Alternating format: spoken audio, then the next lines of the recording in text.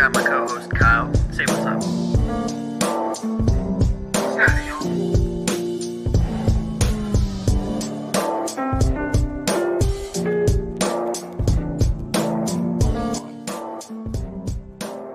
Let's get this shit going, baby.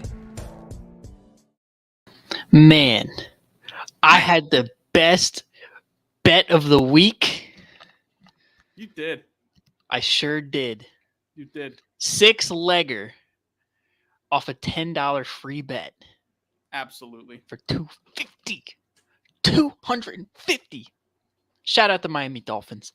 Fins up. Fins up, baby. Only time I'm ever rooting for the Dolphins was Sunday Night Football. Yep. Cash me.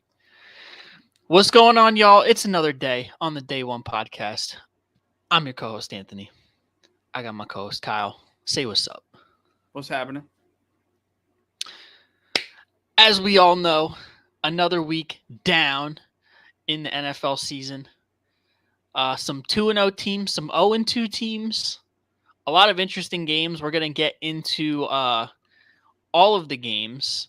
We're going to recap week 2. We're going to look at how we did on our picks from last week. If you haven't seen that, go to our prior video on our channel last week and check that out. We're going to see how we did. I kicked your ass. Before we get into that, we're going to get into the week 3 picks. We're going to give our locks of the week. And then we'll do whatever you have planned for out of left field. And anybody in the comments, if you want to talk about something, let us know. Make sure you hit the like. Make sure you hit the subscribe button. Hit the bell. Turn on post notifications so you don't miss any Day One content. Mm-hmm. Yeah, bro. Football's back, baby. Football's back. Yep. So, yeah, we have to address the elephant in the room. Okay? Hat. You see, this is the hat you wear when none of your bets hit the entire week. The dunce cap. The dunce cap. And you lose the spread picks, too. So, if none of your bets hit and the spread picks miss, you got to wear the hat. So this looks is good on you, bro. Thanks, bro. Looks good. Thanks. It makes my eyes pop, doesn't it? Yeah. I know. I'll put it down now, but this is the dunce cap. Yep. All right. Oh, what game should we talk about first? Should we pull up the spread picks of last week? Yeah, let's do it. Let's not waste any more time. Let's pull it up. Let's pull it up. Oh. Pull it up. Yep. All right. So, week 1, here's where we're sitting. Anthony went an astounding 11-5 last week against the spread. What a beast.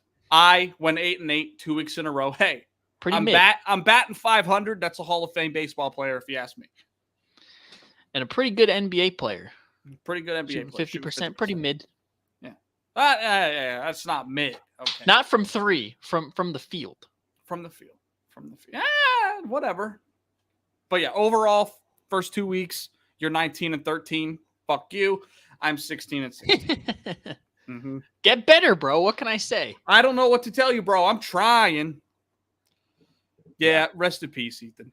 We're gonna talk about Nick Chubb and Jamal Williams here once we get to those games. But man, not pretty. Rip. Yeah, rest in peace. That was ugly. That was really ugly. All right. Do you want to touch on the Eagles and Vikings game for no longer than 5 minutes because we got to keep the show to a minimum? Yes. Yes. Let's talk about that. Eagles win. Was it 34-28, something like that? 34-28. Yep. I sat on this here program on, what was it, Thursday? Wednesday. And I was like, I hope to God I'm not wrong about my concerns about the Eagles defense going up against this Minnesota offense, the discrepancies in the secondary and the second level and all of that stuff. I was wrong. I was wrong from third quarter on. I was wrong. Actually, no. Not even. I was wrong overall. Yep. The the defense looked really good. They were literally the reason why we were in the game to begin with throughout the first half, because man, for the first 2.5-ish quarters of play, the offense just looked like shit. It looked terrible. I agree. The defense was making plays, forcing turnovers. Zach Cunningham looked very good. Nicholas Morrow, who we signed up from our practice squad in place of Nakobe Dean, he looked very good. And Josh Jobe held up fairly well. And then we lost Devontae Maddox. But the young guys, it was to be expected that they were going to give up yards. Yeah. But I mean, they got timely stops, they made timely plays, forced turnovers, and really, I got to give a lot of credit to Sean Desai for having these guys ready to play. Especially like you look at the second and third team guys, half of that defense on Thursday night was our preseason starters. The preseason guys lining up against Justin Jefferson, Jordan Addison, arguably two of the most explosive wide receivers in the game of football. Mm-hmm. And they held up relatively well. The second half of the game, we started running the piss out of the ball. Shout out DeAndre Swift. I was one of these guys throughout the offseason that said he is RB1. They opened up the year with Kenneth Gainwell being the RB1. I didn't really agree with it, but I was like, you know what? I mean, he had the playoff success. I understand. Mm-hmm. It was something that I was just like, I don't really understand. I get it, but I didn't agree with it. This game that he put up 28 for $175 and a touchdown. Facts. I think he put his stamp on the running back room. I hope that the coaches look at this game and say, well, we really can't have him be the second option anymore. Mm-hmm. Yeah, and I think I'm in a completely different boat than you are with the Birds. I have some concerns. I mean, I still have my concerns, but like coming out of this one, and the Vikings covered in garbage time, let's be honest, because this was a blowout late in the third quarter. Eagles were up 20. Yep. So at that point, I saw really all that I really needed to see to be like, all right, there's improvement from week 1 to week 2. We're missing a lot of starters that we're going to be getting back at some point. Mm-hmm. And, we played very well against an offense that a lot of people believe to be great in terms of passing the ball. Yeah. And but it wasn't the case. Yeah, my issues definitely actually I have issues with your offense and your defense. Number one, I don't think your pass rush has been as strong as I thought it was going to be coming into the year. 2 sacks in each game. You're getting after the quarterback, but not at the rate I expect you guys to. You should be dominating up front. Yeah, the thing about that, though, is like they're getting the pressures and the hurries, but they're just not getting sacks. But like you're playing against 2 quarterbacks in Kirk Cousins and Mac Jones. Well, I mean, more Mac Jones than Kirk Cousins, but to an extent, 2 quarterbacks that get the ball out super quick. They get the ball out quick, but neither of them are extremely mobile. And let's be honest too, like you were getting pressures all night, but to me it didn't really matter. And I'll give a pass on week 2 because you were missing some guys in that secondary. But you're giving up like 325 yards passing a game. Yeah. On a high completion number. And you could say, well, that was all in garbage time. Well, my same concern, not to the level, but the same concern with the Eagles this year so far is the same as I had with the Bills last year. You're just letting teams back in games. You were up 16-0 against the Pats, became a 5-point game, and you were up 20 against the Vikings, became a 6-point game. And I think part of that, pretty sure most of your turnovers came in the second half. No, first half. First half. Okay. But I believe, Patriots game second half. And I don't know. Your running game's strong. It's not, so I don't have the same concerns as with the Bills. But you are letting teams back into games, and I wonder if it's because you're letting your foot off the gas a little bit. I don't really think so. Which could be a problem. Maybe defensively a little bit, but Mhm. I think it's more or less the offense getting in rhythm, because Yeah. we saw some flashes this week of, what we've seen from the Eagles all last season in terms of moving the ball in the air. Mhm. But It's not to the point it was last year. not right now, and it's gonna come with time. But like I Mhm. said, all I wanted to see going into this game was improvement. Did we Yeah, and there improve from was. week 1 to week 2? Yes. What am I expecting going into week 3 against Tampa Bay? Improvement from last week to this week. And with a mini bye and getting some guys back healthy, I think we'll continue to look even better. It kind of reminds me of our team in 2021, where, the first couple weeks of the year, we didn't really know what our identity was. Yeah. And from the Raiders game to the Detroit game, Yeah. that's when Nick Sirianni gave up play calling, but that's when we really found our identity of we're going to run it down your throat and then work the pass Mhm. offensively. And I think that's where the Eagles are right now. So I think it's going to start to look a little bit better, because Brian Johnson, this is his first time calling plays in the NFL. Yeah. He's got to have time to really grasp the flow of the game and, where to pick his spots, whether he wants to shoot it downfield or run it down the throat of the defense. It all takes time, and Jalen Hurts getting used to those calls as well. Yep. It'll come with time. And that's why I'm glad we're kind of playing relatively cupcake opponents. Yeah. Because Yeah, they're still winning games. Yeah, Figuring all exactly. this out, and that's a good thing. Yes. And that was going to be my point. I'd much rather learn from a win than a loss. And before we move on, last thing I'll say is, again, with the pass rush, that's the biggest thing that concerns me, because going into the year, everyone was saying that this is going to be the best defensive front by far. But they're not getting though. I don't know if it is, because you're not getting after the quarterback like the Cowboys are, or the Browns, or the Steelers, or the Niners. It doesn't look the same. And again, that might have to come with time. You move a defensive coordinator, and again, you're winning games, so it's not that big of a concern with me. But moving forward, if that doesn't improve, that could be an issue. But yeah, I think it will. All I'm looking for is improvement from last week to this week. But hey, they proved me wrong, and I'm glad that they did. Yep. They showed some things. The Devontae Smith go ball. Yep. With Jordan Hicks in the face of Jalen Hurts. What a dot, bro. Yep. All right. Next game. Cool. I don't want to spend too much time on this game. Pretty much both what we thought was going to happen happened. You look back at the last 3 years of Josh Allen's career, it's incredible game, bad game. Incredible game, bad game. Mm-hmm. And it was one of those upticks last week. We said it was going to be. Again with them, they finally got the running game going last week with James Cook. It looked a lot better, but I can't really put too much on that because you're going up against the Raiders.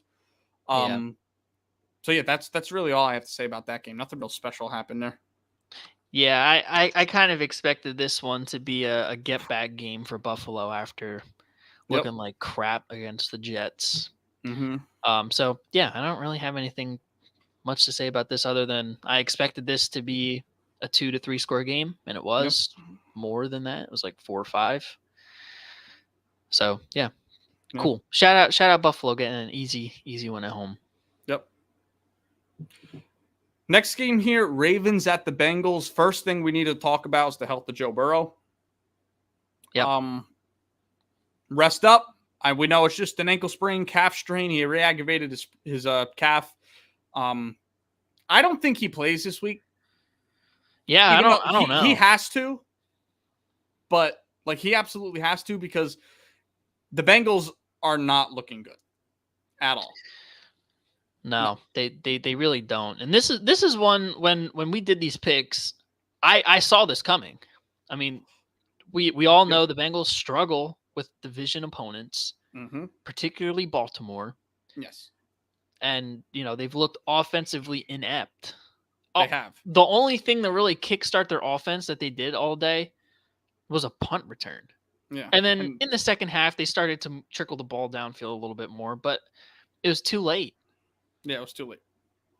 Yeah, and I think on the flip side, the Ravens, with the losses that they had all over their team, going from week 1 to week 2, they looked pretty good. Lamar's still getting used to that offensive flip where it's more pass first, run second. I personally, I don't think it's going to work out in the long term because I just don't think Lamar's a great passer. You lose OBJ. Who knows how long that's going to be? Mm-hmm. You've got some guys on defense that you're missing, so it's going to be a little bit of tough sledding for them. But hey, they beat a division opponent, and it was on the road, which is good. But I'm really, really concerned about the Bengals because that's 2 straight losses against division opponents to start the season. That's the biggest difference this year than the other years they started 0-2. Yeah. The division losses are gigantic because especially in that tough a division, I mean, the Steelers are up in the air and so are the Browns, but I mean, they're going to be good enough to be, you know what I mean, in the hunt. So that's not good starting off the season 0-2 in your division. So I have a question for you. Do you think the Bengals still make the playoffs? Man, I think there's a lot of layers to that question. It's a less than 20% chance that teams that start 0-2 make the playoffs. I don't know, man. If Joe Burrow is not 100% and they really dig themselves into this hole, I don't think so. I don't. Yeah, this is not the year to have it. Yeah, no. They lost a lot on defense, particularly in the back end. And we saw Baltimore had their way. Yes. Down the field. They did. So and you can't have that, especially with an offense that cannot move the ball. No downfield chunk plays, a lot of dump offs, run game isn't really doing much. No, Joe Mixon has proven year in and year out that he's mid, even though he gets looked at as a higher end running back. Yeah, I never understood that. But yeah, no, I mean, as of today, I still think there's still a lot to be determined, but it's not looking good. Yeah, and we'll get into the picks this coming week, but they don't have a necessarily easy game this week, even with Joe Burrow. So they've got to get this win, or if they start 0-3, it's a wrap, especially in the AFC. I mean, the AFC hasn't looked great yet. 7 of the 9 undefeated teams are in the NFC, but it's still a problem. So yeah, big problem. Yeah, but yeah, we hope Joe Burrow gets healthy. Prayers up. Football's better when a guy like Joe Burr is going off. Yeah, Joe Shiesty. Yeah. Joe Cool. Yeah. Joe Burr. Joe Burr. Yep. Here's a game that we kind of were universal on. Kansas City going into Jacksonville, taking care of business. Get back. Yeah, getting their get back. Ugly game. Ugly. Low scoring. But Mahomes doing Mahomes things. Yeah, and there wasn't really anything special in this game. I mean, look at a 17-9 victory on the road. A win is a win, and you get them where you can get them, especially starting 0-1. But, bro, the Calvin Ridley, Trevor Lawrence combo is a problem for the league. It's a problem. Yeah. Yeah. They're going to make moves. I have Calvin Ridley on my fantasy team because it's a problem. Even though they held him in check this week, but yeah. Yep. That's it for that game, really. Yeah. Yep. This game, though. What a game. I had 2 tickets going. This one busted my 1 ticket. Yep. Tennessee Titans win in overtime at home against the Chargers. I think the Chargers are done. I think that's it for them. I do. I have more faith in the Bengals making the playoffs than I do them, just because I know their history, especially with that head coach.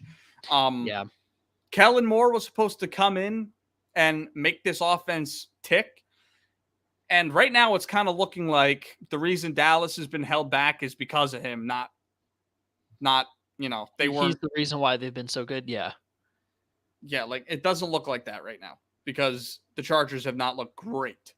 Yeah. Most of it's defense. Like you can't have a defensive head coach and have that bad of a defense. You just can't have it. Yeah. And hey, I doubted the Titans quite a bit coming into the year. I told you, bro. I just don't think. I told you. I know, and I just don't think Great they have. coaching is going to stand for something. And here the Tennessee Titans are 1-1. Yep. Big win at home. Covered week 1, won week 2. Yeah. So yeah, They're in these games, and they're a scrappy bunch. They are. And Justin Herbert's looked really good. I don't understand how they're losing games. Like he had like 300 passing yards, a tud. He had 75% completion. The running game was pretty good, even without Austin Eckler in there.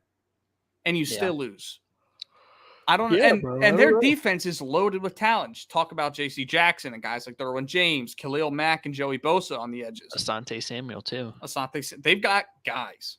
And it's not going well. I think they need to make a head coach move, and they need to do it now because pretty soon Justin Herbert's contract kicks in.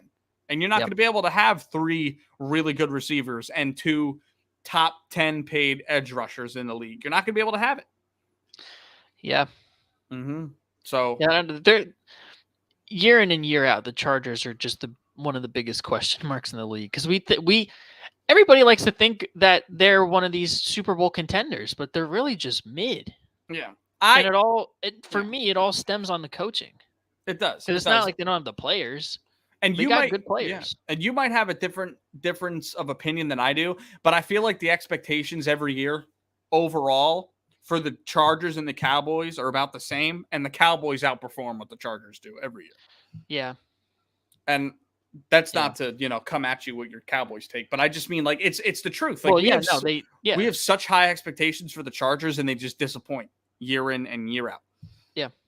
So they need to the Cowboys disappoint us less, and they still disappoint us. Yeah, they do. They do. At least they don't do it till the playoffs. The Chargers start disappointing us week 1. Yeah. So, yep. Packers Falcons. This was a close game. Desmond Ridder still can't throw the football, but behind Bijan Robinson, they look pretty good. That running game is probably the best in football right now. Yeah, him and Algier are a nasty duo. Yep. And you bring in Cordero Patterson as sort of that X factor Joker type running back wide receiver guy. They've looked pretty good starting out 2-0. Jordan Love had another really good game. It came down to a last second field goal. So, I mean, I'm not really going to hate on the Packers too much. It's not like they got blown out by a bad team. Right. So they had the lead for most of that game. They did. And the Falcons are moving the ball. They're doing work. And this is one thing I love about teams like this is they're not one of those teams that abandons the run if they're down. When you have a running game like that, you don't abandon it. That's your number one strength on offense, in my opinion. You stick to it, and it will work out because it's the best thing you have. Yep. Yeah, I think the game would have gone a little bit different if Aaron Jones was healthy and Christian Watson was in there. But I mean, we can't knock the Falcons for that. Yeah, a win's a win. A win is a win, and they are still probably the 3rd best team in that division. I mean, we might have the Saints and the Bucks being better than them, but who knows? Yeah. Oh well, hey, get your food where you can get it, bro. Facts, absolutely. Mm-hmm. Another game, Seattle taking care of business on the road against the Detroit Lions. Yeah, dude. I read this one like a book. This is my absolute lock of the week. I was like, Seattle's going to go into the Lions territory and beat them. And they did just that. Geno's looked pretty good. The loss of CJ really hurt the Lions there. They were able to get the ball downfield after that. You saw Tyler Lockett 2 touchdowns on the day. The running game didn't look as pretty for the Lions as it did this week. They need to give Jahmyr Gibbs the ball. They need to give him the ball. Yeah, and isn't David Montgomery dealing with an injury now? So Jahmyr Gibbs is going to be the dude getting touches. Yeah, and I think it's kind of gonna. I think he's gonna become the number one back there pretty quickly. Yeah. But yeah, man. I mean, Jared Goff is having a pretty good start to the year. I don't really put that loss on him. I more so put it on the Lions secondary. Yeah. I mean, when you lose a guy like CJ who really sets the tone, and I mean, I know because he played with the Eagles last year and set the tone. Yep. One of those guys. That's a tough loss. It's really tough. You know, when he went out of the Packers game, and we were without him for a while, it showed. It did. And prayers up to him. I know the torn pec is tough. Vontae Maddox is out for the year as well with the torn pec. It's tough, but to tie him in a little bit, he's kind of looking a little silly for not taking that deal over the offseason. He took the 1-year deal to go to Detroit, betting on himself rather than taking the 3-year deal to stay with us. And yeah, and you guys need the safety help. Yeah. So, yep. But no, I don't really change my opinions on either of these teams. They're both about where I thought they'd be to start the year. The Lions look really good. I still think they win that division. Because they're tied first in division with the Packers. So, and the Seahawks, they're right where I thought they would be too. I thought they're going to take a little bit of a step back. So, yeah. Yep. Hey, Geno Smith continues to prove you wrong. Facts. What can I say? I ain't right back though. he ain't right back either. He ain't right back. Next game here, the Colts taking care of business against the Texans. This one, like you said, you read that like a book. I read this one like a book. Absolutely. 2 young teams. The Colts looked so much better. Yep. They did lose Anthony Richardson, but Gardner Minshew stepped in there and he was slinging that thing. Pause. Yeah. Yeah, and that's all credit to Shane Steichen right there. I mean, they still didn't have a great running game, and Gardner Minshew just stepped in there and played well. I hope Anthony Richardson gets healthy quick because he was electric to start that game. 2 rushing touchdowns. On the ground. 3 rushing touchdowns to start the year. That's a big momentum builder. I can't imagine how much better they'd be if Jonathan Taylor would pull his head out of his ass. But on the flip side, CJ Stroud's looked really good. Yeah. He's looked really good. He's currently leading the NFL in passing yards without a turnover by like 100. That's pretty good. Which is good. You know what I mean? You don't expect him to make the wow plays in year one, but being able to take care of the ball like he has the first 2 weeks looks really good, dude. Yeah. And your boy Nico Collins, again, another facts. I tried to tell y'all. Nico Collins is him. I tried to tell y'all. $157 in the tud. I told y'all. Unfortunately, for somebody in our fantasy league, they keep having him ride the bench. Yeah, facts. Like, just throw him in there. You're probably 0-2. Throw him in there. Yeah. You should trade for him. You know what's funny? My buddy offered me a trade in my other league. It was Nico Collins for some other cat. And I went, nah, I ain't doing it. Nah, I regret it. I regret it. But it is what it is. You can't have everything. It is what it is. Yep. Another game that I read like a book here. Tampa Bay taking care of business against the Bears. Man, I will say, bro, you were right. you were right on the Justin Fields propaganda. You need to stop it. I've seen the blueprint laid for these mobile quarterbacks and the development in their game.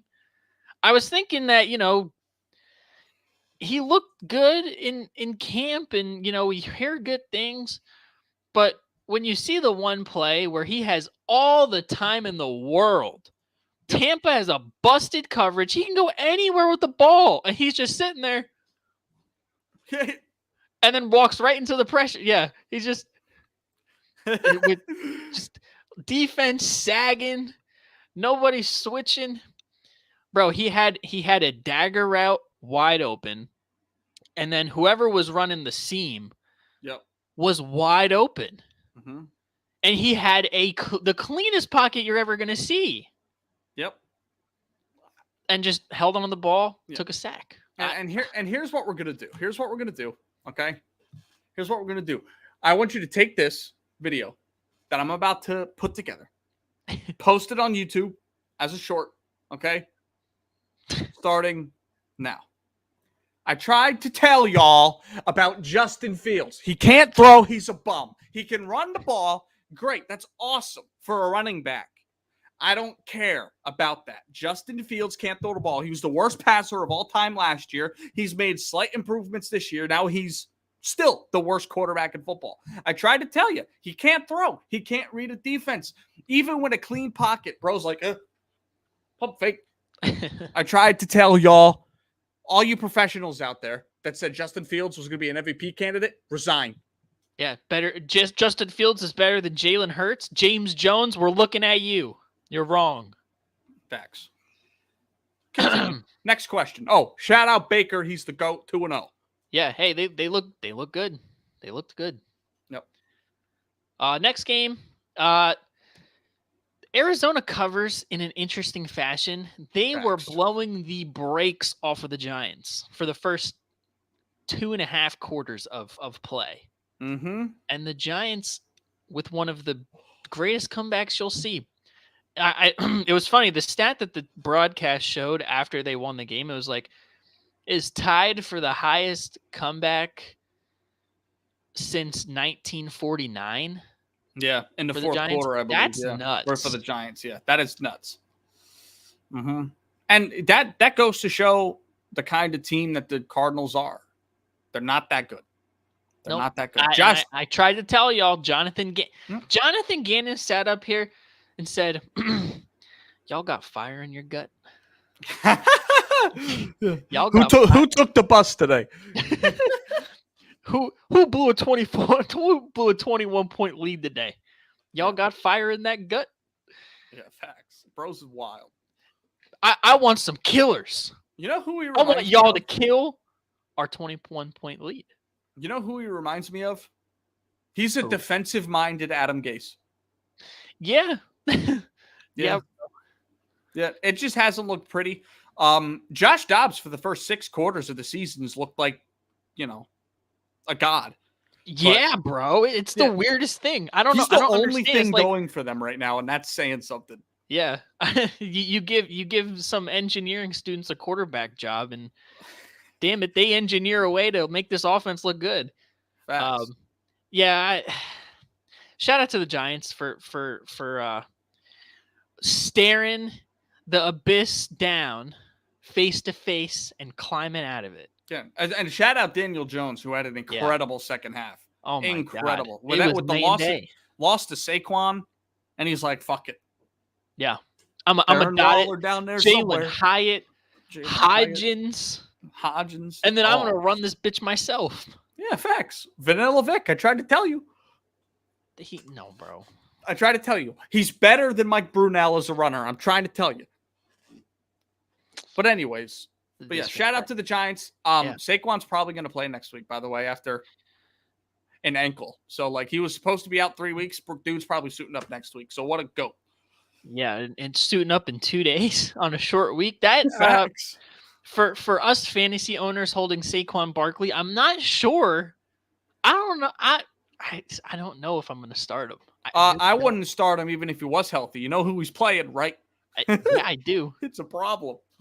It would be counterintuitive for me to play Saquon and the San Francisco defense because I have both. Yeah. But oh man, he shout out to Saquon for being a superhuman and apparently coming back from what would be a 3-week ankle sprain in 4 days. Facts. Shout out. Yep.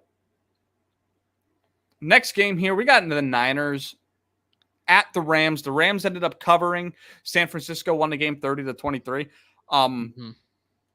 As much as San Fran's look dominant, they've looked really, really good. Bro, the Rams look really good. Yeah, bro. The Rams look really good. Man, I almost beat the maybe at least the top 3 threat to in the NFC, excuse me. Almost beat them. Who did they play last week? Put a beat down on them too. Seahawks put a beat down on them, bro. When Matt Stafford has time in the pocket, he can be out there with electricians, nutcrackers, Whatever's Plumbers, what cashiers in the slot. Facts, bro. I could walk down to my local Giant, take the cashier, say, "You put a helmet on," and just throw him out there. And Matt Stafford's going to carve you up. He's looked really good this year. Puka Nacua. Who? Puka Nacua is a dog. Tutu Atwell. He's a dog. He's the first player in NFL history in his first 2 career starts to have 10 catches for 100 yards. When really he's had 30 catches for like 300 yards in his first 2. And he's also the first player in history to start a career with back-to-back 100-yard receiving games. Yeah. It is gross. It is filthy. And the only thing that I go back to with the Rams is the running game. Yeah. I think, if you're looking at where you're at in terms of the NFC landscape, if you can go out there and try to get a guy like Jonathan Taylor to make a run. Facts. Like that division, I think the NFC wild card, that last spot is wide open. Yeah. So I think we know who the top 6 teams are going to be, but that last spot in the NFC is wide open. And Kyron Williams for them has looked really good. Mm-hmm. But he's not good. Like on a full season basis, he can't really be your number 1 guy unless he proves us wrong, which I hope he does. They could use a guy like Jonathan Taylor. They really could. They're shopping Cam Akers right now. Nobody wants the guy, and I get it. I don't blame him. 22 carries for 29 yards in week 1. Not great. I don't blame him. Not great.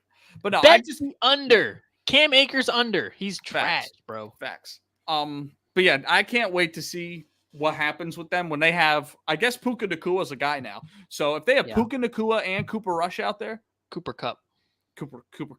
What a dog. Imagine Cooper Rush lining up outside with Matt Stafford throwing him the ball. Hey, he'd probably go for $150 with the way Matt Stafford's slinging. Listen, Matt Stafford could make Cooper Rush, Mike Glennon, and Carson Wentz a 4,000-yard offense. Facts, dude. Facts. So, yeah, shout out the Rams proving everyone wrong this year so far. I mean, they're 1-1, but even if they go 8-8 this year, it's like, holy shit. So, I thought they were going to be worse than 8-8. That's a win in my book. Yeah. Yeah, shout out. I give them props. And shout out to the Niners, Christian McCaffrey, offensive player of the year so far. And Brock Purdy, we need to talk about. He's undefeated in the regular season since he started his career, averaging over 275 yards a game, averaging more than 2 touchdowns a game. Bro, I told you. Less than a turnover a game. Week 6 or week 7, and we'll talk about him being the guy. He's a guy. He's a guy. Like he right now, like there's not 5 quarterbacks in the NFC I'd take over him right now. Yeah. Mm-hmm. So it's also a testament to Kyle Shanahan's system. That is. And I hope we don't start getting into the idea that he's a system guy, because he very well could be. But I'd like to think that he's a guy. Yeah. So we'll see. Mm-hmm. Yeah, we'll revisit that like mid-season if they're still beating the doors off of teams like that, and he's just throwing dots and lasers everywhere, pyrotechnics, bombs, boom, like Jonathan Gannon, pew pew pew pew.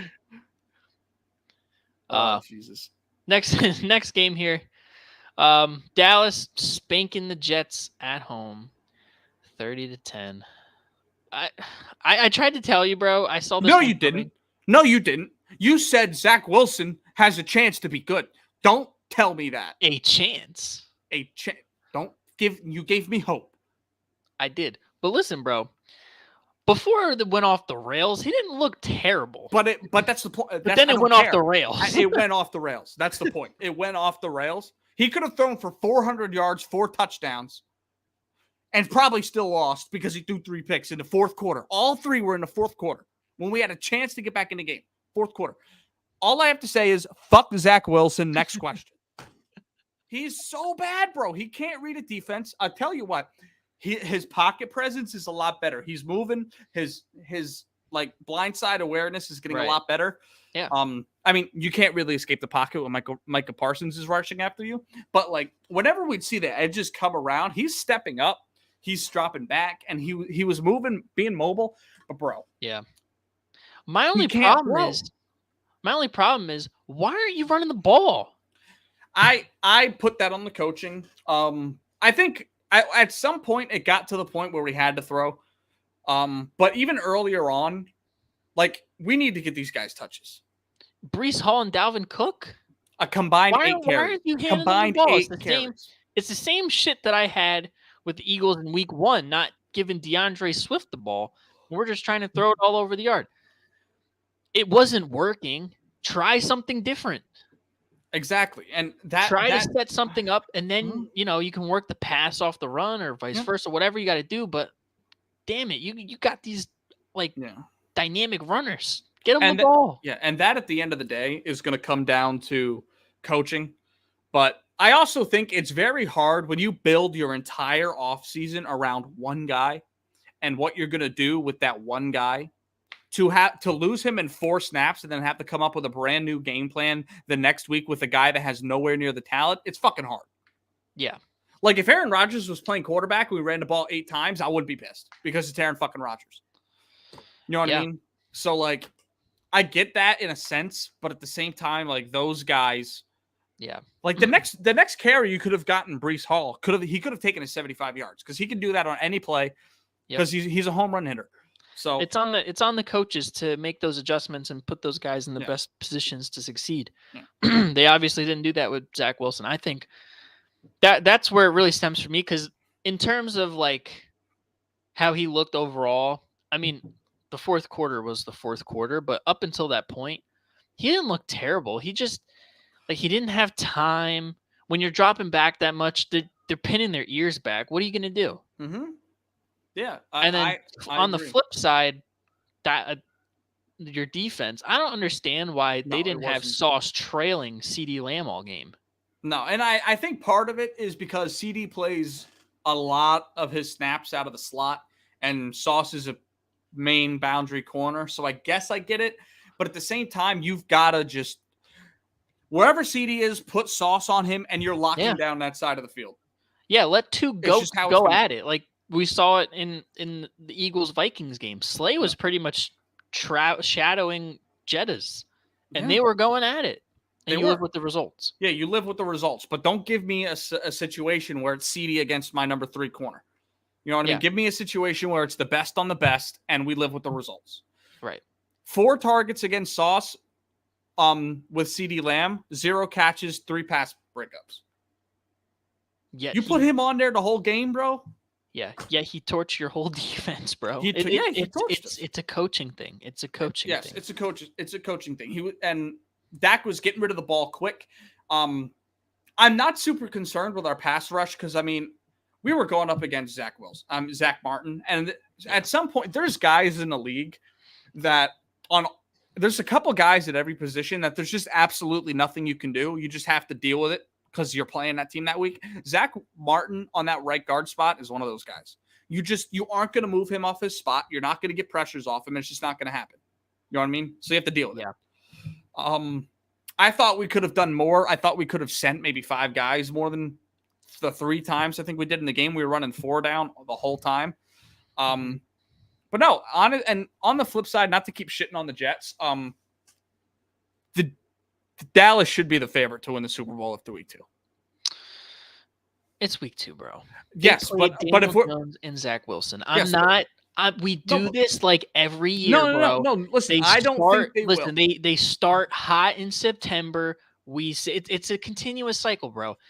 We say they're beating the brakes off of teams. They look good. Pencil in Super Bowl for the NFC representative in the Super Bowl, Dallas Cowboys. October, November, December comes. It's a steady regression. You get to the postseason. No, it's not. It's a regression as soon as they hit the postseason. Don't act like they fall off throughout Thanksgiving the whole year. is over. The fall off starts. No. As soon as Thanksgiving ends. No. Maybe last year was a leap year. Let's not talk about it like these guys fall off at over the course of 4 weeks. They don't do that. These guys are dominant up until the playoffs. 12-5 the last 2 years. They've been an incredible football team. Yes, they need to perform in the playoffs, but I'm not going to sit here and act like they fall off throughout the entire year. They've gone up against incredible defenses in the playoffs. And here's the thing too. This is by far the best defense Dak is ever going to play with in his career. So if there's any year to do it, it's this one. It's this year, especially with there's so many questions out in the NFC. You know what I mean? They have looked like the best team in football through 2 weeks. Now, that's not to say they're going to go off and win the Super Bowl, but if we're basing it off of this small sample size, last 2 weeks, they've been the best football team in football, and I don't think it's close. And they've been one of the best teams in football. I'll give you that. Over the first 2 weeks. Yes. This is not all right, based on these 2 weeks, Dallas is winning the Super Bowl. I don't want to misconstrue that because I feel like we say the same shit every year. That like Dallas looks like one of the best teams we do out the gate, and by December, January, it all falls apart like it always does. I know, and I get that, but I feel like nine out of 10 times it's based off yes, that's exactly what they do. But I feel like at this point it is so unnecessarily blown up because they have the star in their helmet. You put this roster and what they've done the last 2 years and what they're going to do this year, you put them in a Bronco uniform, we're talking like they're a consistent contender every year, period. That's it. But I feel like because it's the Dallas Cowboys and you either love them or you hate them, there's no in between. There's just it's so much gross media shit with them that it's just like, well, they're good now, but wait till the playoff. Well, I could say that about every team that doesn't make the Super Bowl. Every team I could say that about. I could say that about the Bills, but no, people still think they have a chance to win the Super Bowl. Well, we've been saying it about the Bills. Yeah, you and me have. You and me have. I know, that's what I'm saying. Like, we've said it about teams on here. Yes. Dallas is one of those teams. And until they prove me otherwise, I'm going to believe it because I've seen it. I just think this year is different, bro. That defense is no joke. They say this shit every year, bro. Like, they do. This year is different. This year is different. Do. And it's always the same shit. Listen to me. They say same shit, bro. They say that. When did I say Dallas is a Super Bowl contender? Did I say that last year? No. Did I say that last year? 5 minutes ago. Did I say it last year? Yeah. No, I didn't. I didn't say they were a contender last year because they weren't a contender last year because the Niners were elite and the Eagles were elite and the AFC was loaded. This year is different. I think they probably are the favorite in the NFC right now, and they should be. And I think it's different. You have Micah Parsons, who's probably going to win Defensive Player of the Year if it's not TJ Watt. You've got, and if Dak plays like this the rest of the year, I mean, granted, he's not throwing for 300 yards, 3 touchdowns, and doing all the things that we want him to do, but he hasn't had to. I'm not going to put that on him. Yeah. You know what I mean? He's been good. He's done everything that they've asked him to do so far. If he continues to do this throughout the year, I don't know how we can't sit here and say they're not the favorite, at least in the NFC. Because they are a problem. Now, listen, they could lose in the divisional round. That's very possible. I think it's a bad, it's also like they haven't lost to bums in the last 2 years, bro. They haven't lost to bums. They've lost to a roster that was in a Super Bowl before. And I forget who they lost to 2 years ago, but 49ers. 2 years in a row, they lost to the Niners, right? Yep. Still, they lost to a team 2 years in a row that's been to a Super Bowl. Granted, different quarterback, but at the same time, you know what I mean? It's not like they're going into the playoffs and falling flat on their face. They're getting beat by a team that's been better than them in both those years, in my opinion. You know what I mean? Yeah. We don't sit here and say, "Oh, the Bills can't get over the hump because this is what they do. They fall on their face in the playoffs." No, they don't. They run into the Chiefs. That's what happens. They run into the Bengals, who are better than them. You know what I mean? So I feel like we need to stop the Dallas can't win nothing propaganda. Just see how the year turns out. And I guarantee you, if they don't make the Super Bowl this year, they'll lose to the Niners or the Eagles. Probably. Probably. And they probably will. And they very well might. Listen, I'll take a mortgage out. I'll take a second mortgage out and a third mortgage out. You're an 'Cause Eagles we've seen fan. the That's why. same You're an story Eagles for fan. the last 20 plus years. Well, I'm not going to say no. We haven't seen it the last 20 years because this hasn't been the same team, bro. This has been a different team for the past at least. All I right, get the last 3 years. the last 3 years. We've seen this exact same team get to the exact same point and fall in the exact same ways 3 years in a row. This is a better team this year, though. This is the best team Dak has ever played with, easily. We're just gonna have to wait and see. We're gonna have to wait and see. We're gonna have to wait and see. Through 2 weeks, yeah, they look elite. They do. And I think they are. Now, granted, they're going to give up 20. They're going to give up 25 points against a quarterback that's elite. Like if they, I forget who they did. They play the Chiefs Daniel this Jones year? and Zach Wilson. Yeah, we're gonna sit up here and act like we should Sharpie them in for the Super Bowl. Come on, bro. Come on, bro. I understand they look good, but there's things that they're doing in these games that they can do against everybody. That's where I want to see it is in December and January. If they can do that, then hey, kudos. You're like Stephen A, bro. I'm just saying, bro. I've seen this. Move on. It's like clockwork. Move on. All right. That's going to be a video on YouTube. That's fine.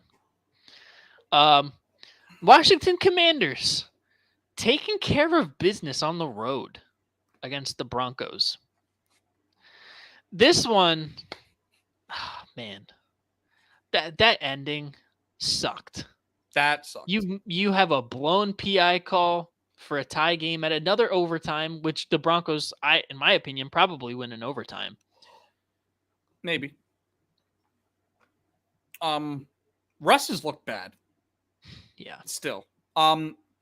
Everybody's saying let Russ cook until he burns the entire house down. Like that's what we're looking at right now, bro. Yeah. Their running game's been solid. They haven't been giving a lot of carries to Javonte Williams, but like they're running on the small sample size that they have. Their running game has been good. Their offensive line's been kind of mid in pass protection, so I don't want to put everything on Russ. Right. Jerry Jeudy's still getting healthy, but but yet their defense has been lackluster too. Yeah. So I don't really know where I sit with the Broncos. I mean, they're not making. They're not going to make the playoffs. They're not going to make the playoffs. Like if it comes down, like again, I know I said this about 3 teams already that probably should make the playoffs, but like I have more faith in the Bengals and the Chargers to make the playoffs over this Denver team because the Chargers have shown me something, and the Bengals have shown me something in years past that gives me the benefit of the doubt. The Broncos have shown me nothing, and like people are saying, well, the defense is bad because they lost Bradley Chubb. Bradley Chubb has not been a top tier pass rusher since he was alongside Von Miller. Yeah, which was like since we had like prime Von Miller, which was what 2-3 years ago. So like, Bradley Chubb hasn't been him since then. Yeah, so I don't know where I sit with the Broncos. I think, and the Commanders right now are probably the most phony 2-0 team in the NFL. Yeah, they got to be. Facts. If it's not them, they really got bailed out 2 weeks in a row. If it's not them, it's the Falcons.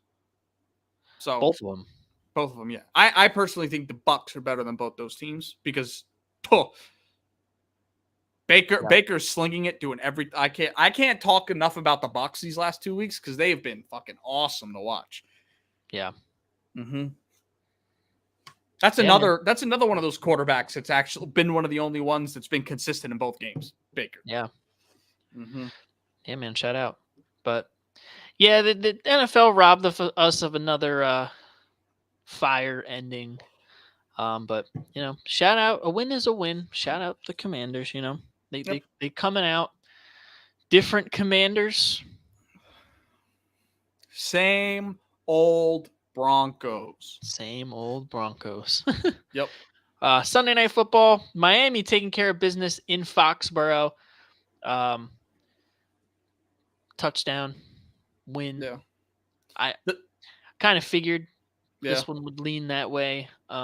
Yeah, and good pick. I thought I got to stop giving a lot of these teams the benefit of the doubt, because when I give them the benefit of the doubt, they fucking give me hell. Like I did this. I did the same thing when I picked the Bengals to cover against the Ravens, and then the Patriots 2 weeks in a row. I had them covering because they're at home with that defense. Bill Belichick. Belichick, yeah. And so. this one, I kind of understood a little bit more because it's a division game, and these ones can kind of go either way. But the way the Miami Dolphins offense is just putting its meat on every single team so far. Hey, yo, pause. They've just been, man. They've looked good. They have. Really good. And Raheem Mostert had a hell of a game too. If the Super Bowl was this weekend, it's Dolphins at the Cowboys. That's what we're looking at right now. Yep. But guess what? The Dolphins have been the best team in the AFC, and it's really not been close. There's not another team competing with them in the AFC. Yeah. Consistent. Guess what? No, we're not doing the Cowboy thing again. I'm just saying. No, we're not doing the Cowboy thing again. I'm just saying. Guess what? The Super Bowl's not played in September. I know. But I'm just saying. That's me saying through 2 weeks, those are the best two teams in football. Yeah.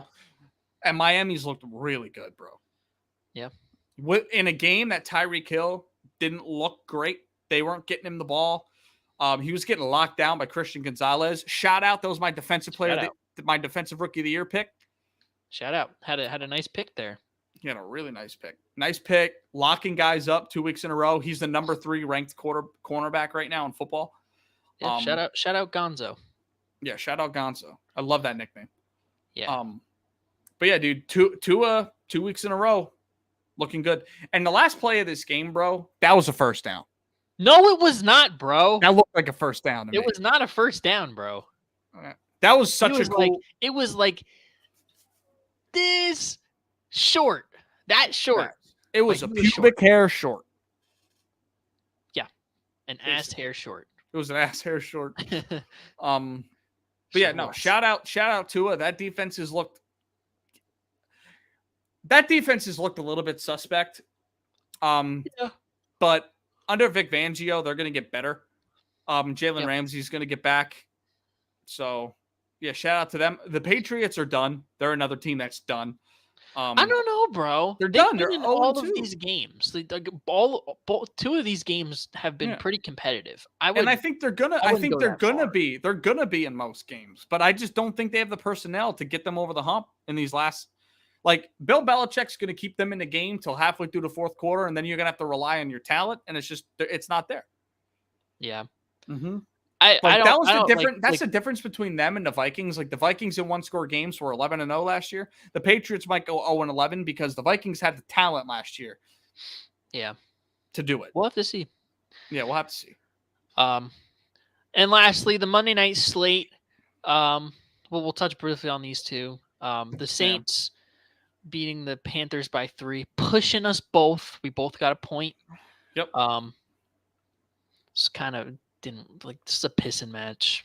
Yeah, the Saints haven't looked as good as I thought they were gonna, but hey, 2-0, learning to win. So, yep. And Derek Carr has been clutch in these fourth quarters. Yeah, he's been clutch. He has. And Rashid Shaheed coming out of nowhere. Yeah, bro. He's a dog. He's a dog. Fuck Olave. Fuck Michael Thomas. Shaheed. Facts. They have a very underrated wide receiving core with those 3. Yeah. Chris Olave with the catch of the year. If it's not Garrett Wilson's, it's Chris Olave. Solid. Awesome. And then Bryce Young has looked bad. Yeah. He's looked bad in 2 weeks. To be expected. Yep. He lined up behind the right guard on one snap, and Miles Sanders had to push him over. Yeah. I bet he misses playing with Jalen Hurts. But yeah. They really have not been able to facilitate much downfield. No. Stuff. Adam Thielen was really good last night. He was very good. Toe tapping on the sideline, taking hits over the middle and holding on to the ball. He's looked good. The running game hasn't been as promising as I thought it was going to be. Yeah, me either. Yeah, but no, hey, that's the first 2 weeks. I bet you through to, like, again, if the season ended today, I bet you the Bears wish they never traded that first overall pick, because they would have had a pick between Bryce Young and CJ Stroud. And right now, CJ Stroud looks like the best quarterback in that draft class as of right now. Yeah, we'll have to see. Or Anthony Richardson. Yeah. And then the last game here, the Pittsburgh Steelers shocked the world on Monday Night Football. Except for me. Cover They didn't shock and me. win. They Yeah, didn't not shock you. me. They I shocked picked me. them. I picked them to win. I know you did. I know. Mm-hmm. Yeah, Pittsburgh Steelers won, and they looked really good. Nick Chubb went out with a gruesome Oh my God. injury. Absolutely snapped his leg in half. Yeah, we're not going to show it on this program, but y'all have seen it. Y'all have seen- saw it. that man's leg did one of these. That was not pretty. It looked like like a Pythagorean theorem. Yeah.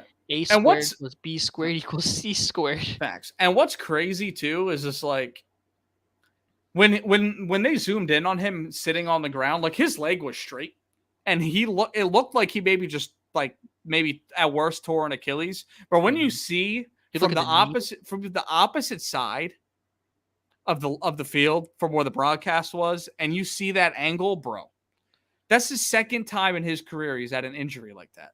Like I don't know how you come back from that. And I don't know how he came back from it the first time. And now? Yeah. And and again, like this isn't a thing for me to go off and say I was right about the whole 5 straight 1,000-yard rushing seasons. Remember how I said that a couple shows ago? But like this is another case of it.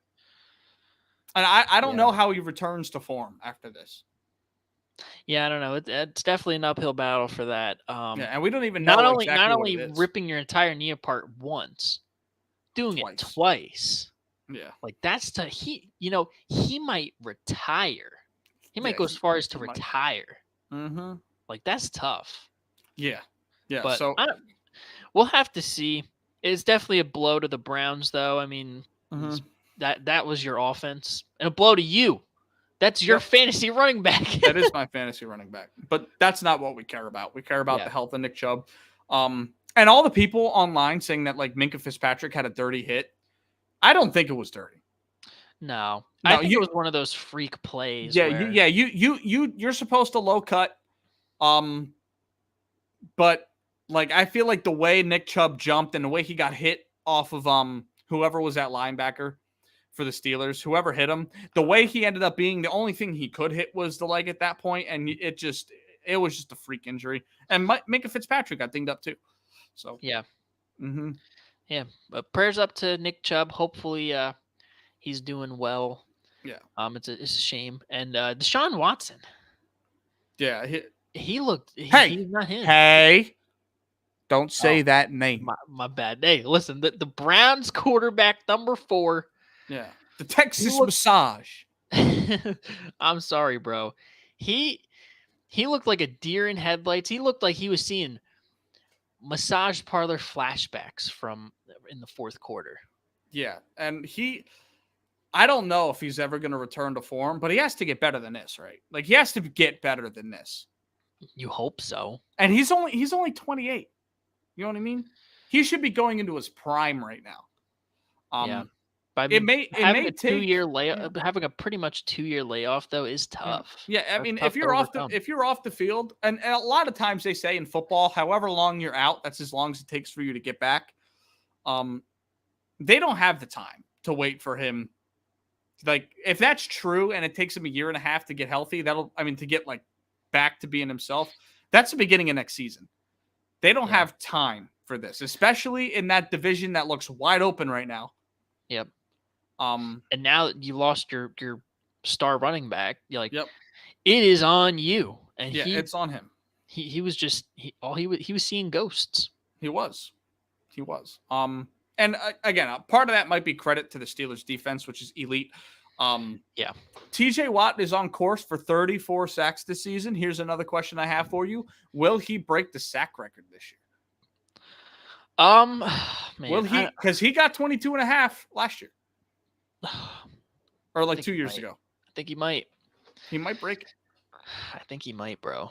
He's a pro. I tried to tell you when we did our awards show, awards predictions, he could be one of those guys that, breaks the sack record. And there's three guys this year. Yes. He broke the Steelers all-time sack record last night. He did. At like what, 20, 25, 26? Mm-hmm. That's insane. Especially when you look at the guys they've had there. James Harrison. Yeah, James Harrison, Joe Mean Joe. Yep, they've had some guys. So, Yeah. But yeah, there might be 3 guys that get 20 sacks this year. It's wild. Yeah, we're looking at Micah. We're looking at TJ Watt. Josh Allen's at 4 sacks through 2 weeks already. Mm-hmm. I think Josh Allen falls off out of all of them, but yeah, shout out TJ Watt for being an absolute beast. Yeah. Mm-hmm. Yeah, good stuff. Not my favorite weekend of football, to be honest. It was one of my favorite weekends. I was on point. I was locked in this week. Well, I mean, not so much that. I just mean like, I feel like the games, the nationally televised games weren't that great. Like, I don't think prime time was that great. Yeah, it was kind of a midweek. Like, I wish it was a midweek. I ended up watching. What was it? It was the 1:00 games that were on were Packers, Falcons, and Chiefs, Jags, which both games pretty much sucked in my opinion. I would have much rather watched Ravens, Bengals. And that's the game I was watching. Yeah, I wish I saw that. And then the 4:00 game was Jets, Cowboys. I would have rather watched like any of the other games. Yeah, I was watching. It was between that one and Giants, Cardinals in my area, so I was tuning back and forth. But yeah, I mean, you had your gems in this week, but a lot of mid. Yeah. But Monday Night Football was fucking terrible, dude. Yeah. 22-minute review. And not only that, I think for the first time ever, we went from the first quarter to the second quarter back to the first quarter. They went back. Joe Buck was like, "We're going back in time, folks. We're in the first quarter again." I was like, "What the fuck are we doing? Exactly. We can go back in quarters?" They got a DeLorean in that motherfucker. Facts, bro. Michael J. Fox in the officiating booth. Yep. So, shout out to all the teams that won this week. Fuck you, Jets. Fuck you, Justin Fields. Love you, Eagles. Love you, Jalen. Keep doing your thing. Let's get into this week. All right, bro. I'm excited. I'm excited to pick these games. What jumps out at you? I think these are a little weirder than last week. They are. And I'm excited to get through these picks. I mean, I need to make a comeback big time. Yeah, you do. But so we'll start with the Thursday night game here.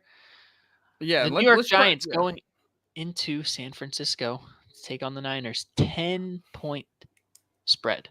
We don't know if Saquon's playing or not. I like to think that he's not.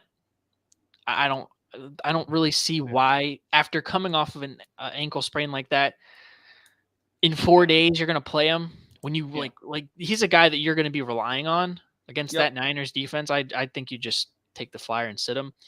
I kind of disagree. If I'm the Giants and Saquon's at 80%, with there being 7 undefeated teams in the NFC right now, granted it's 2 weeks, but still. Yeah. There's already 7 teams better than them record-wise right now, plus there's a shit ton of 1-1 teams. I think you play him if he's at 80%.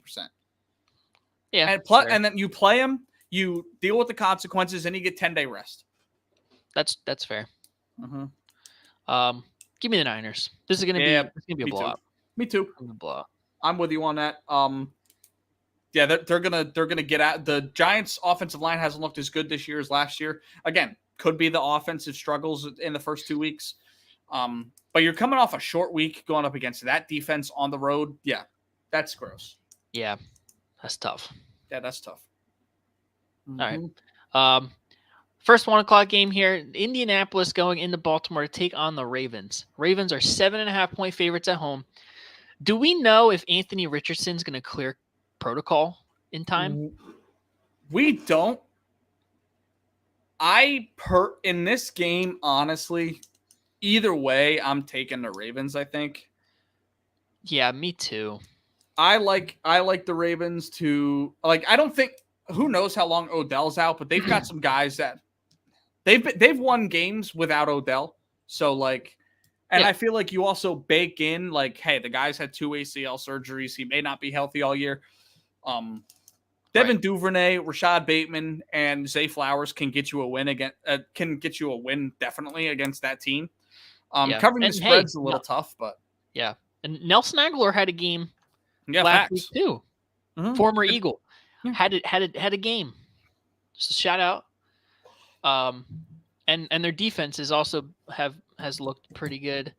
Yeah, it's solid. They're not getting after the passer right now, but plus another underrated injury for the Colts right now. James Houston is hurt. He was a dog last year. He had 12 and a half sacks. No, he's like the most untalked about pass rusher in football.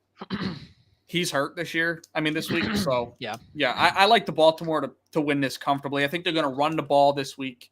They're going to get up and they're going to hold the lead. Yep, I agree.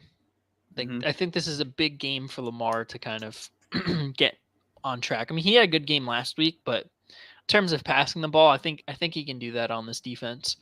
Yep.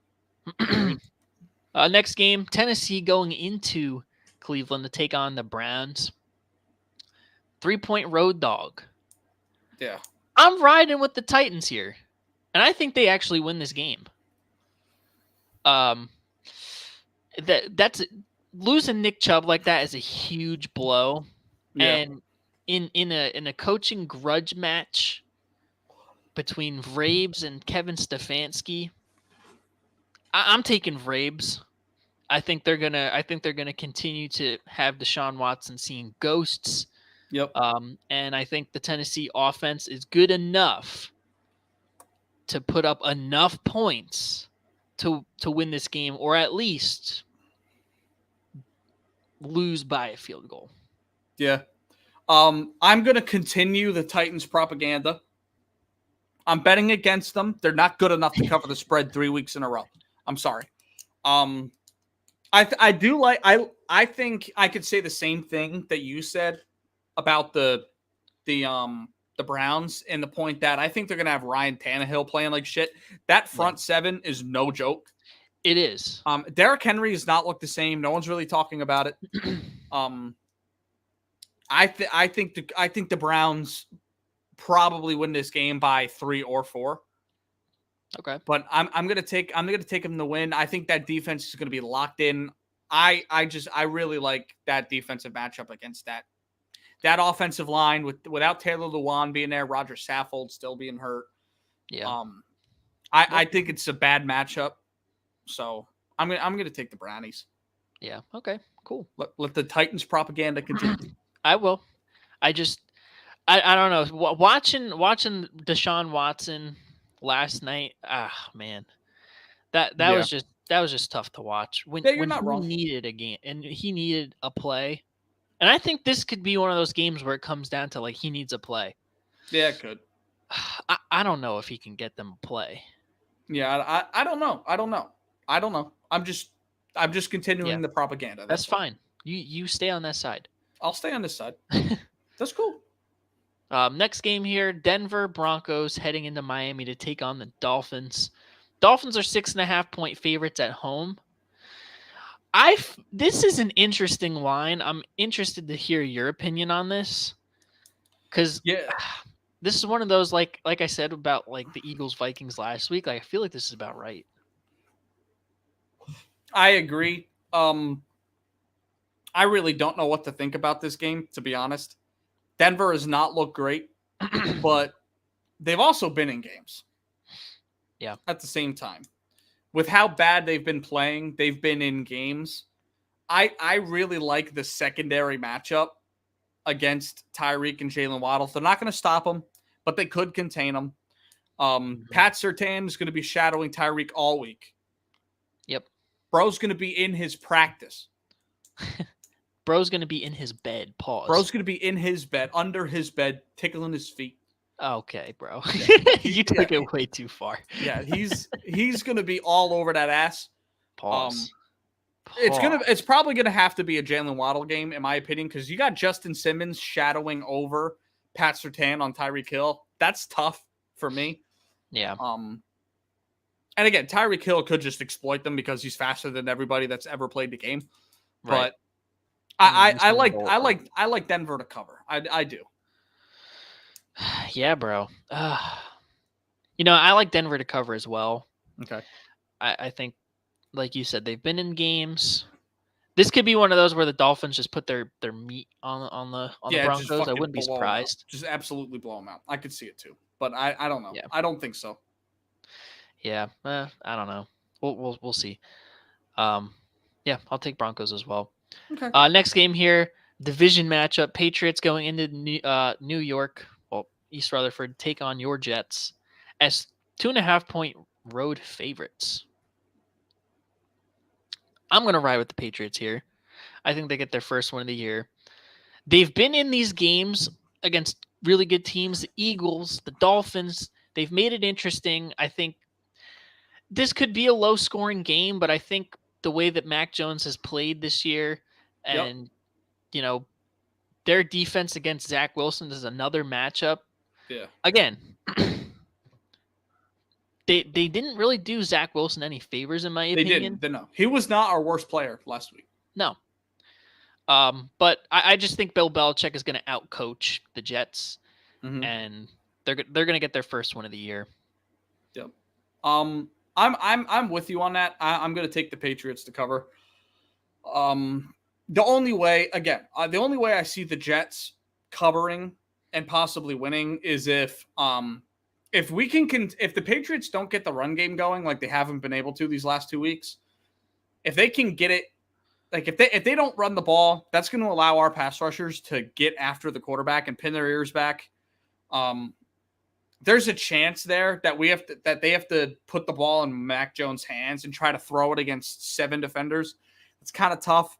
Yeah. But I don't have any faith, bro. I've lost all my faith in Zach Wilson. It didn't take long. I really shouldn't have had any to begin with. Yeah. But dude's got 4 picks in 2 weeks. So I'm gonna take the Pats. Yeah, I don't blame you. I think if the coaching staff really self scouts itself. Oh, we'll run the ball this week, but it's not. Yeah, I was gonna say if they try to establish the run and then get Zach Wilson his spots off of that, I think things will be a little bit better offensively. But I think we're gonna run. I think we're tough. gonna get more running yards than we are gonna get passing yards. I just don't have any faith. That's tough. Yep. Next game here, the Buffalo Bills going into Washington to take on the Commanders. 6.5-point road favorites for this one. This is another one. Like, what? Yeah. What are we looking at here? Because we look at Washington as like a phony 2-0 team, but they've been in these games. Yeah, Eric Bieniemy has been dialing it up. Yeah, and Buffalo's defense could be got by an air raid attack. Yep. But yeah, man, I don't know, bro. I'm gonna take the Commanders to cover.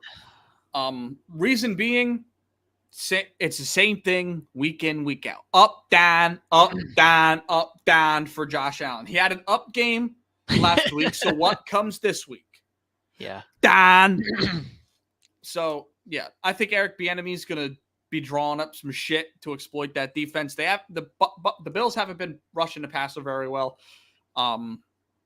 And I don't expect that running game against that defensive line to really get anything going. They're going to have to put the ball in Josh Allen's hands once again.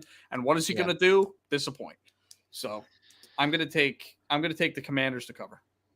The Bills will win, but I think I take the Commanders to cover. This is hard for me, down, bro. Up, down, up and down.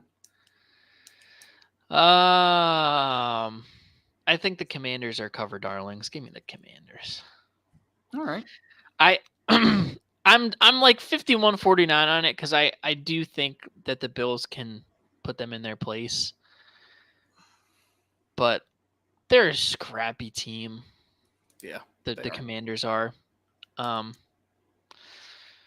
Yeah, I don't know. Yeah, that's a really hard one for me. That is a hard one. Don't know. The Bills will win this game, but that's yeah. What are we gonna say if the Commanders win this game, bro? Hey, it just proves my point that I've been saying since we started this show. Josh Allen is trash. No, Josh Allen's not trash. He's great, but he's up and down. Yeah, that's true. And when he's your best rusher, you can't rely on that. Yeah. So. Latavius Murray is not the savior, even after a week 2 touchdown. Yeah. So. Oh man. Yep. All right. Next game, Atlanta going into Detroit to take on the Lions. Lions are 3-point favorites coming off of a home loss to the Seahawks. I think they rebound and win comfortably. Give me the Lions at -3. Desmond Ridder can't really throw the ball that well. They got a nice rushing attack. I think the Lions will be up for it. I think Jared Goff is going to throw the ball over the yard, even though you have AJ Terrell and Jesse Bates. Yep. But I think their offense is just too dynamic for the Falcons defense, and I think they're just going to exploit them. Yeah, me too. I agree. At some point, Desmond Ridder is going to. At some point, the Falcons are going to realize they're not a great team.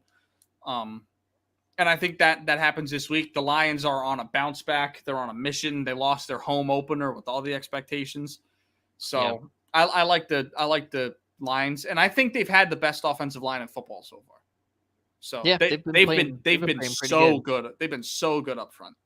So yeah, they're not the Falcons already have an issue with rushing the passer. I wouldn't be surprised if they get fucking shut out with sacks. So yeah, yep, I like Detroit as well. Cool. Next game here, a really weird one. New Orleans going into Lambeau to take on the Packers. Packers are 2-point home favorites. This is a really weird. This one and the Commanders one is like really weird. Hey, you picked it as a lock. I know, but I'm just saying it's really weird. But yeah. I think the Saints win this game. I think they'll go on the road and take care of business, spoil the home opener for Jordan Love and the Packers. Yep. Young team. I think Derek Carr. Fourth quarter, Derek Carr has been clutch. Obviously, I mean, they haven't looked great, but I think they'll look pretty good. I think Derek Carr is going to do his thing. I think their defense is going to get the best of Jordan Love. Give me Saints. Okay. I'm going to take the Packers this week. I think that the Packers being 1-1 have looked better than the Saints are, who are at 2-0. Personally, so I think Jordan Love has had a great start to his first starting season.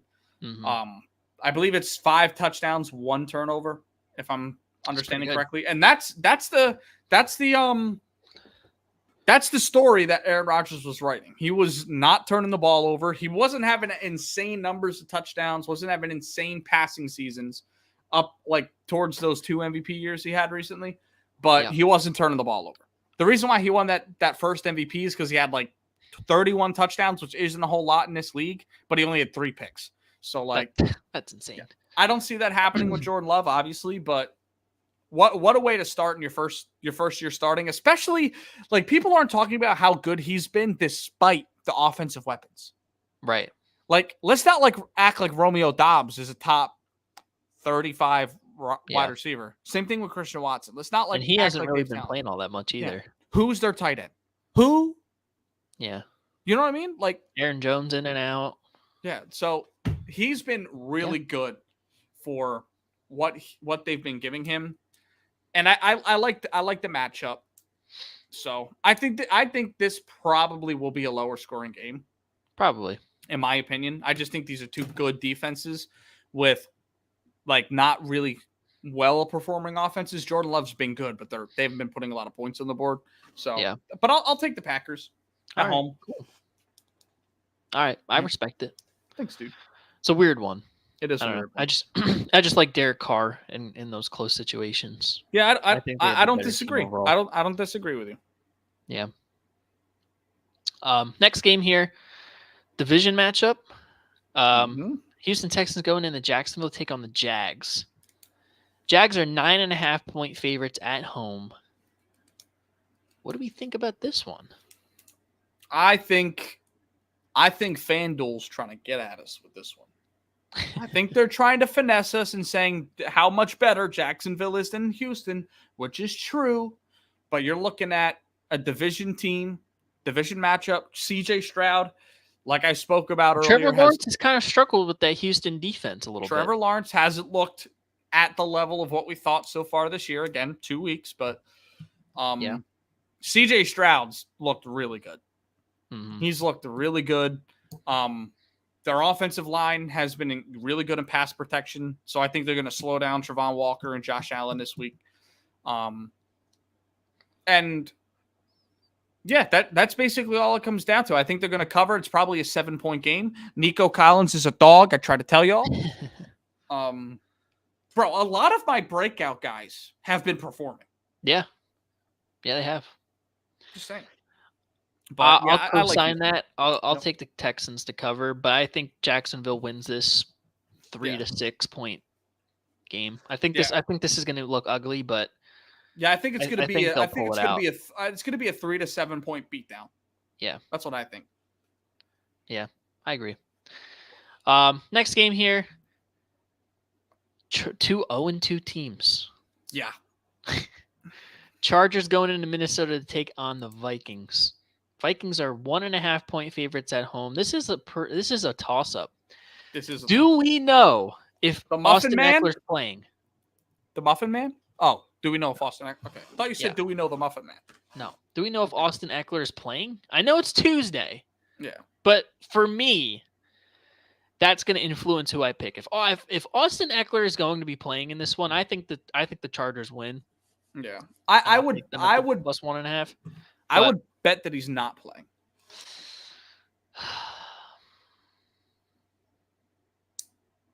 That's tough. That's really tough. Yeah, I would. I would bet that he's. Do we really think the Chargers are going to be 0-3? But at the same time, do we think the Vikings are going to be 0-3? I think the Chargers are a better team. I think the coaching is similar.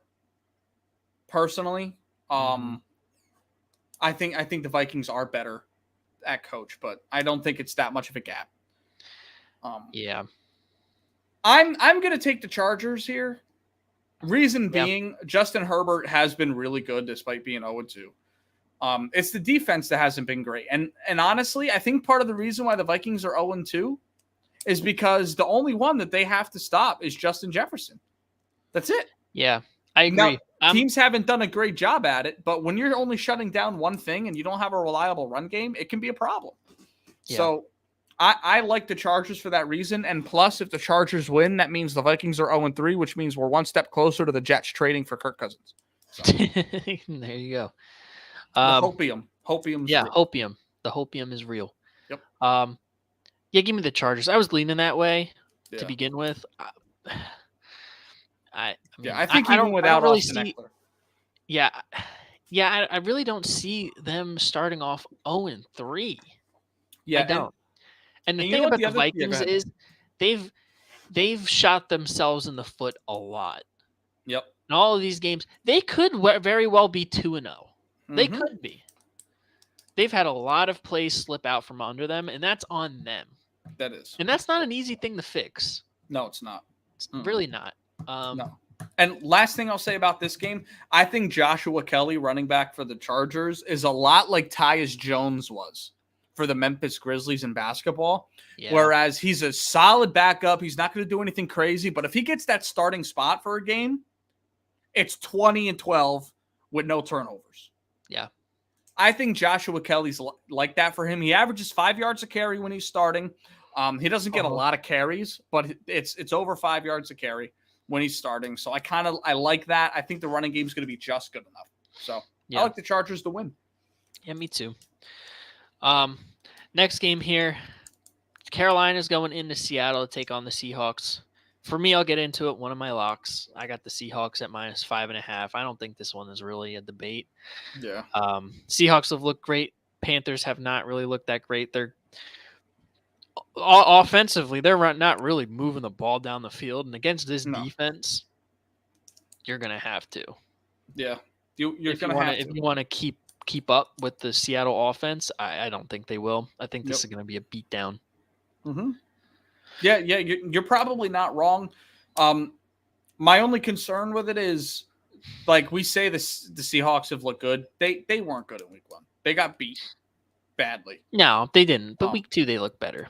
Week 2, they look better. You think it continues? Okay. I think so too. I think Bryce Young takes a tiny step forward this week, but I like Seattle to cover too. at home. It's as a rookie going into that stadium. That's tough. Yeah. So, I agree. I'll take Seattle here. Yeah. I'm not really going to get into this one. Dallas going in at Arizona, take on the Cardinals. 12.5-point favorites on the road. You said before we hopped on here, that would make them what? 15.5-point home favorites? Yeah, because it's usually a 3-point swing depending on who's home and away. That's insane. Fuck you, Jonathan Gannon. I'm taking Dallas. Next question. Yeah, I'm going to take Dallas too. Best team in football so far. Fuck you, Jonathan Gannon. Blow more leads. Yeah. Keep having always that fire betting in your gut. Keep betting against him. Keep having that fire in your gut. He ain't right back though. That's cool. That's cool. That's cool. He needs to be on death row for that Super Bowl. Yeah. When you start a hype conversation during a meeting and you start with, "Did y'all take the bus today?" Y'all got that fire in your gut? Facts. Come That on, is bro. sad. That is sad. Yeah, I'm taking Dallas. This is going to be disgusting. Dallas by 40. Bro, what if Next Dallas? question. What if Dallas like starts off the season outscoring teams like 100 to fucking 20? That's Yo, so stupid. like because I can see the But winning. I'm going to 30 sit 10. here and say they played Daniel Jones, Zach Wilson, and Joshua Dobbs. Hey, let's not shit on Joshua Dobbs. Dude's been great in 7 quarters this year. Then he's not going to look great against Dallas. I'll tell you that. Next game here. I don't really want to fuck Jonathan Gannon. Chicago going into Arrowhead to take on the Chiefs. 12.5-point favorites at home are the Kansas City Chiefs. Yep. Holy points. Holy points. Yep. I like to bet with the favorite in a big spread like this. I think this is the week that the Chiefs get back on track as like a dominant offense. I think that they finally put all that shit to rest this week. Travis Kelce, another week to get healthy. Kadarius Toney coming off of a good game, momentum. Their defenses look solid in both games. So it's going to be a beatdown. Justin Fields can't throw the football. He just can't. Yeah. I tried to tell y'all. I'm gonna keep saying this all year. Stop with the Justin Fields propaganda. It's pissing me off because it makes no sense. It makes no sense. How do you be the worst passer of all time last year? How do you be the worst passer of all time and then immediately get thrust into top 5 MVP talks? It makes no sense to me. That for me is crazy. It makes no sense. People are saying, "Oh, they're a sure in to win that division." To me, they're a sure in to be last in the division. Sure in. They're not a good football team. They can't protect Justin Fields. They have no running game outside of him. And when they do protect him, yeah, he's standing there like a deer in the headlights. Like, yeah, and they traded an asset for Chase Claypool, who they are willing that they told, "We're going to ship you out if you don't try." Did you see that? No. Yeah, Chase Claypool in week 1. Like, if you watch the all 22 and there's clips on Twitter, he's so disengaged on offense. So disengaged. He looks like James Harden on defense when he's out there. Like, it's that bad. He's disengaged if he's not getting the ball or the play's not designed for him. He's not running his routes, dude. It's bad. That is bad. They told him in during the week of week 1 to week 2, they were like, "We're going to ship you out if you don't get engaged." And it's just not looking pretty. DJ Moore had a great week last week, but I expect that from him because he's a dog and he performs. He reminds me of current day DeAndre Hopkins, not to the level, but like the production, despite having bad quarterback play. Yeah. Yeah, but this is going to be an all out beatdown. Justin Fields, the pressure's already mounting. He's going to go into the Super Bowl champion's house in that environment, the loudest stadium in football. Yeah, I'm sorry. It's a wrap. Yeah, I agree. Kansas City here. That's tough. When you have every single option at your disposal and the cleanest pocket ever, and you still can't read and react. He didn't even throw it away. He just held it. He took a sack. He took a sack when everybody was open. Everyone. Busted coverage and everything, bro. That's what I'm saying. Like we're gonna get into this Eagles Bucks thing, but like with a guy like Jalen Hurts in this offense, I'm licking my chops. I'm like the Pat Bev clip. I'm licking my. You hear that? Licking my chops. Yep. All these busted coverages. Yeah. That's a Yeah. W. Like, bro, I don't understand how you can be an NFL quarterback and not see that. No, me neither. You get paid millions of dollars to see that shit, and you're just sitting there like in the NFL scripted thing, like he's a guy. Facts. Like in NFL scripted commercial, like, bro, oh my god. Yeah, I agree. I feel like the Kansas City Chiefs will get back to business, and they'll look like themselves. Okay. At home. Sunday night football. Piston match. Waiting all day for Sunday night. I wish I could wait until this game passes. Facts. I could care less. Mm-hmm. Give me the Steelers to cover and upset the Raiders on the road. Agreed, bro. I'm right there with you. Their defense is dominant. Jimmy Garoppolo in week 1 looked really good. Week 2 looked bad. There's I don't know. I think this is the one team in the NFL that the Steelers are going to be able to consistently move the ball against. And if the Steelers are moving the ball, you're not winning. Yeah, you're not. So, yep. I like the Steelers to beat them, and honestly, beat them handsomely. So just like Jimmy Garoppolo handsomely. Yeah, they'll get beat handsomely. Yeah, the spread should be flipped. Like before we started the show, we were looking at the graphics, making sure everything's good. And I looked, I was like, wait a second. The Raiders are favored? Wait a second. And I went back, looked at FanDuel. Oh, okay, that's an easy pick. Yeah. Mm-hmm. It's going to be a pissing match. It's going to be a pissing match. The league has to fix some of these primetime games. Why are we watching Steelers Raiders? Why can't we be watching like I don't know. I want to watch. Saints Packers wouldn't be bad.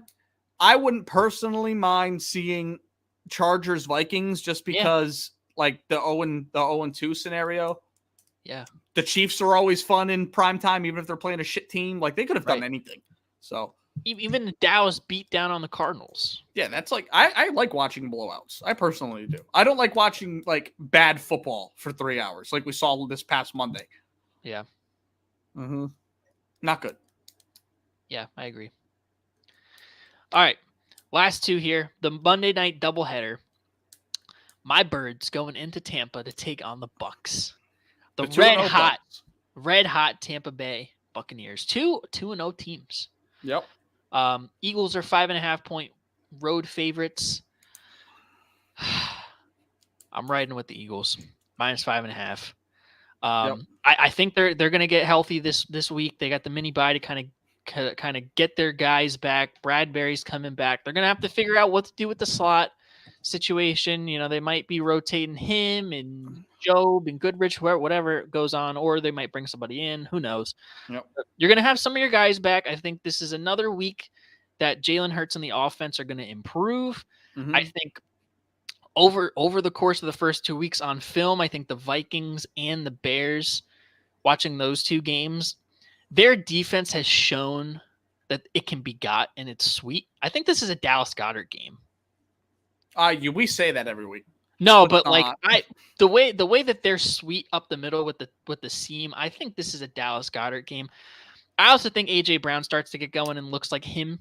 Yeah. Do you think that's a real problem? AJ Brown being pissed on the sideline? No, it's not. Everybody's bloviating and gassing it up. No, it's not, bro. It's not. Just asking. I'm asking an Eagles fan what you think about it. I know. I'm giving you as an Eagles fan my answer. It's not a big deal. I understand he's a competitor and he sees Smitty over there balling with the Randy Moss Thanksgiving Day stat line. He's Stop like, it. No, it was not.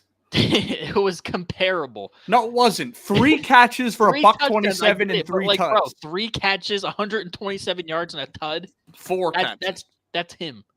But anyway. But AJ Brown's sitting over there like, bro, I'm a arguably top 5 wide receiver.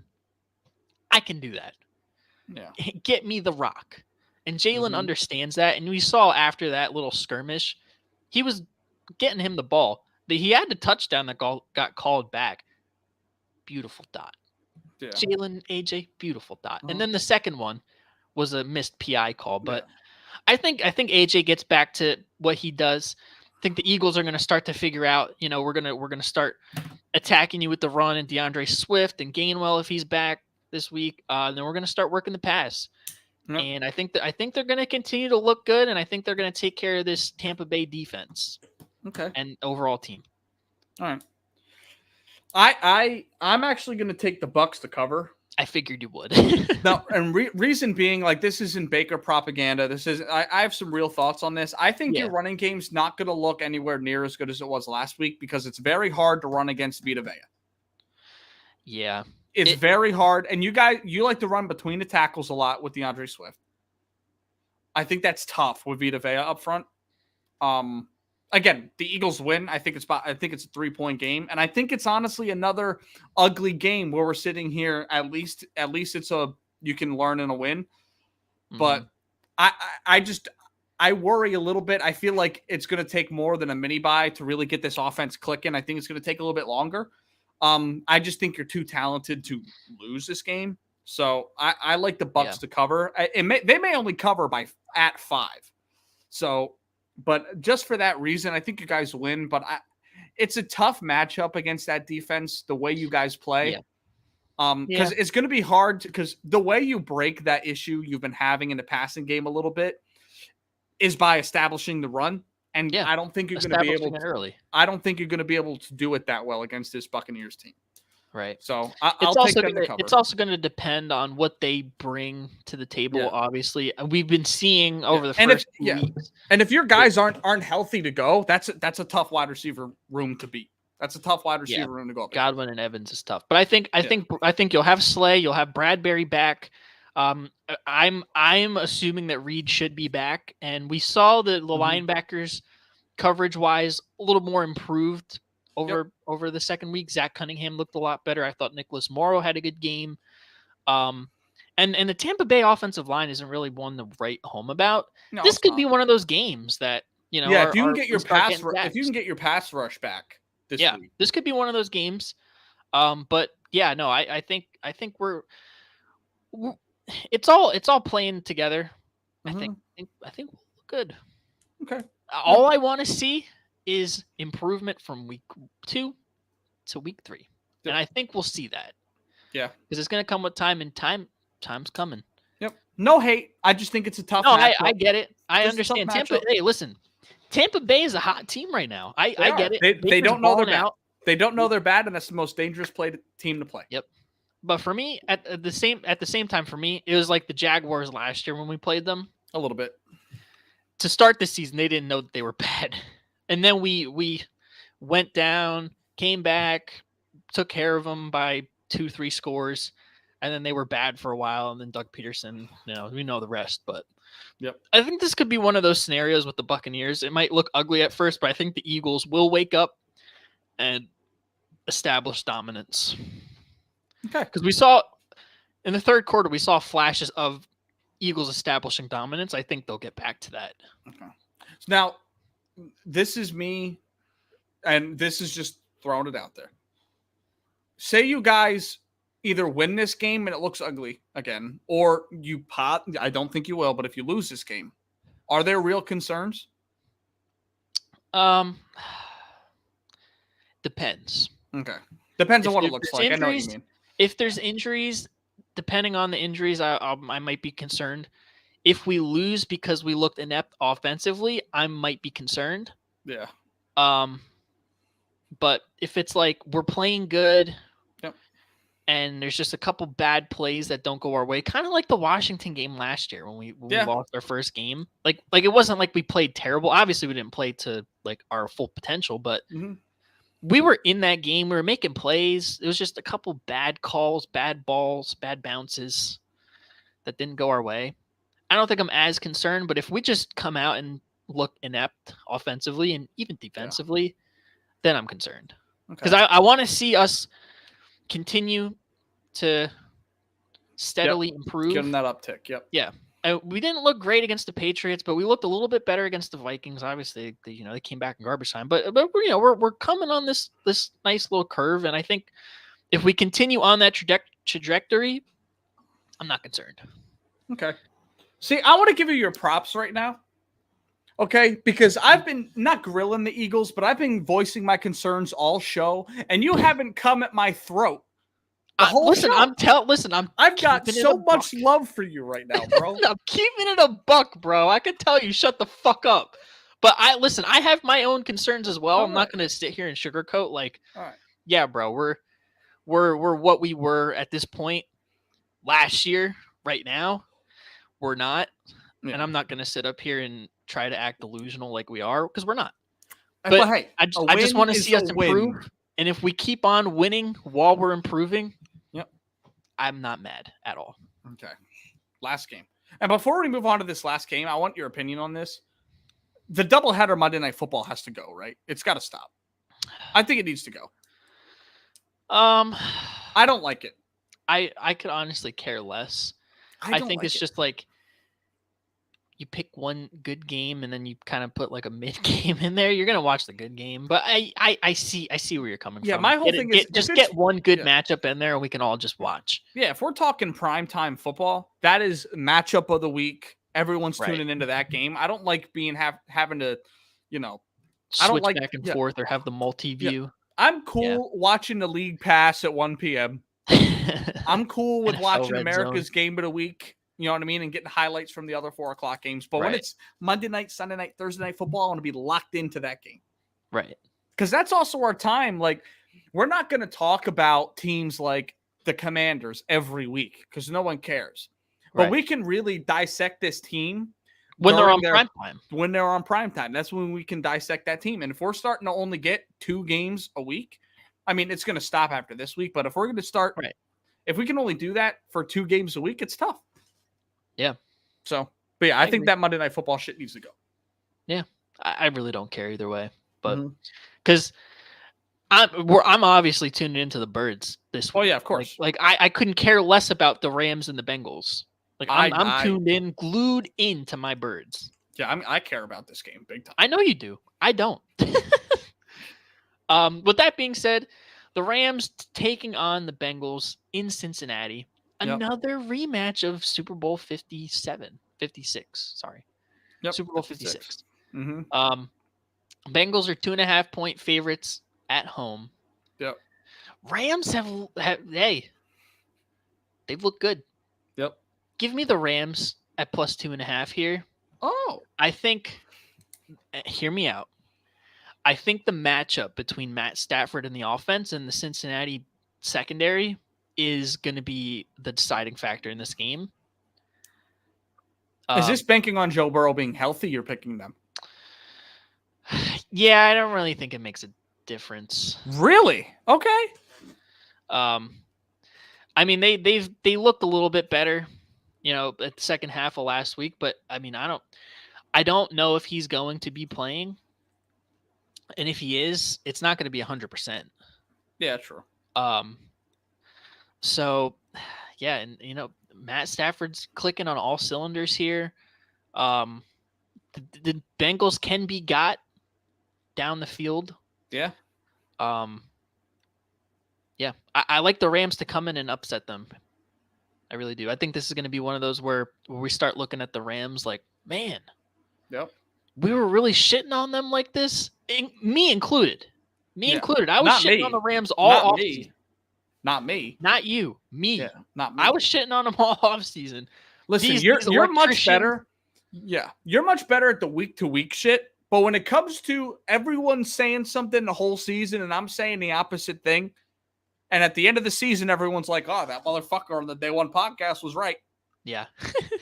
That's me. And you're the guy that I can go to. Except when it comes to the Birds, because I'm locked into the Birds. That's facts.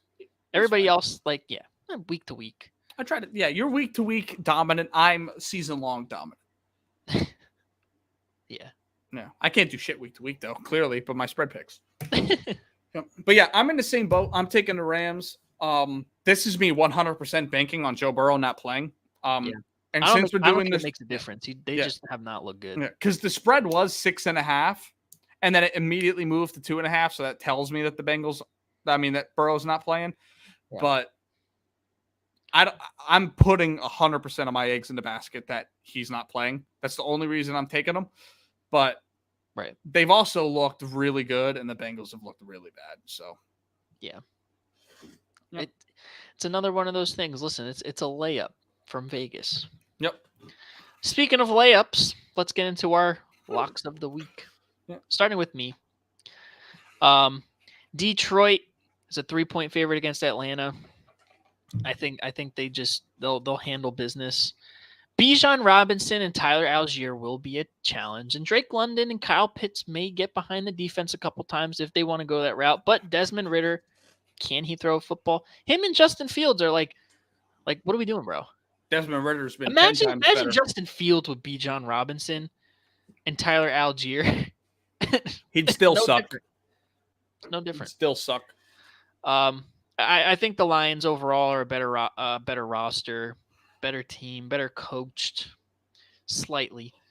Arthur Smith's not a bum, but MCDC with these guys, they're hungry. I think they take care of business off the bat. For them at least, a bad loss. Yeah. To a good team. Because I think they get their get back here. The Saints, I think this one, if you look at my locks of the week, this one is probably like crazy bet. Yeah. I think the Saints are overall a better team. Derek Carr is clutch in fourth quarters, close game situations. And Jordan Love is a first-year starter. Granted, he's looked very good. Yep. But against a Saints defense like this one, I think they can get the best of them at home, and that would be the deciding factor. I think in terms of the matchups with the offensive weapons and the defensive weapons, I think the Saints match up fairly well. So they can hold Christian Watson if he's playing Romeo Dubes. Yep. In check, and whoever's running the ball, I think it'll be all right. So I like the Saints there. And my absolute lock of the week, Sharpie it in, hammer down. This should be a hammer of the week. Seahawks -5.5 against the Panthers. There's a severe discrepancy here. Panthers, young, inexperienced team. Bryce Young has not looked great. He's a rookie going into a tough environment, tough defense, high-powered offense, with weapons, very well coached. That's tough. That's very tough to pick. Yeah. So, yeah, I think the Seahawks are an absolute lock for any of your tickets this week. And yeah, I like it, bro. Not bad. Yeah. But not as good as mine. All right. Debatable. They are pretty good. Yeah. I think both of ours are pretty good. Yeah, facts. My first pick, Kansas City at home against Justin Fields. Again, Justin Fields can't throw the football. He's bad. Keep listening to the national media if you want, but if you really want to get some knowledge, come talk to me. Justin Fields can't play. I think the Chiefs get their offense ready. Like this to me looks like a 30-13 game. So yeah. I like the Chiefs easily. What would you say? What would you say before you get into your other one? What would you say if the Bears covered this and it was like a one-score game? The only way that happens is if the Chiefs score 17 points. That's the only way. It's the only way. That's the only way. Not if Justin Fields looks like him this week and the defense because he plays can't. pretty good. No, because he can't, because he's not him and he's never looked like him. Not if he has that like double touchdown, whatever that they were talking about on the script commercial. Nope. Oh, the wheels. Scores on wheels. Yeah, if he's running the ball, cool. Don't matter. You have to be able to throw the ball at the end of the day. If you're going to compete with Patrick Mahomes, you got to throw the ball. And guess what? He can't. So true. Yeah, this might be the biggest gap between quarterbacks in an NFL game in history. Just saying. It's crazy. I mean, Patrick Mahomes, arguably top 5 quarterback of all time. Justin Fields just come off the worst passing year of all time. So, fair. Yeah. Wild to think about, though. My other pick, I have the Rams upsetting the Bengals. This is, again, me banking on Joe Burrow not being there, but I really don't think he's going to be. Stafford with timed throw has been unbelievable. Puka Nakua, Who has been a dog. has been a dog. dog? He's the only guy in NFL history to start his career with 2 straight games of at least 10 catches and 100 yards, and he's eclipsed that by a lot. I expect him to continue to play well, maybe not to that level, but yeah, they're going to move the ball up and down the field, and with Joe Burrow not being there, who's their backup quarterback? It's not AJ McCarron, is it? God, I hope not. For the Bengals, I don't know who it is. Yeah, so It's not exactly. Joe Burrow, I know that. No, but yeah, I'll take the Rams, and then my absolute lock of the week, I got the Chargers beating the Vikings. I think the Chargers have looked better than the Vikings overall. They're moving the ball. Kirk has actually been pretty good this year. They're not winning games. And again, I think if either of these teams are going to start 0-3, it's going to be the Vikings. I agree. Especially with the discrepancy at running back. They don't have a lot else. I mean, I feel like we keep shitting and saying that they have nothing outside of Justin Jefferson when they really do. But like, I don't see it. Hawkinson and Jordan Addison are not jumping off the paper. They're not. So I'm going to take the Chargers here. That's my absolute hammer of the week. They're not going to start off 0-3. It will be the Vikings. Hey, I respect it. Mm-hmm. I thought you were going for the theme. I kind of went for all NFC teams here. It's completely unintentional. NFC teams. Yep. And I thought you were going all AFC teams here, and then obviously the Rams. But yeah. It's cool. Yeah, I like my picks. They're better than yours. Nah, we'll see about that one this week. They weren't. Yeah. So the only way I catch back up, because you and I have only picked 3 games different. Yeah. And I'm down 3, so I have to go 3-0 against you this week. Yeah, that is true. That's tough. I don't think you will. No, I could go 0-3. You know what I mean? I think you'll go 0-3. All right. We'll see. All right. It's a long season. You ready to see the surprise Sporkle quiz? Oh, man. Absolutely, bro. All right. Let's get into it. I'm going to share the screen now. All right. So here's what we have. Let me zoom this in. Let me know when to stop. Okay. Oh, it's already zoomed in. 150. Is that good? Yeah. One Can more? you zoom it in a little bit more? How's that? Oh, wait. Yeah, no, that's good. Yeah, you see like my cursor, 10 wins, 19. Yeah. Okay. What is NFL quarterbacks to have 10-win seasons in history? Oh.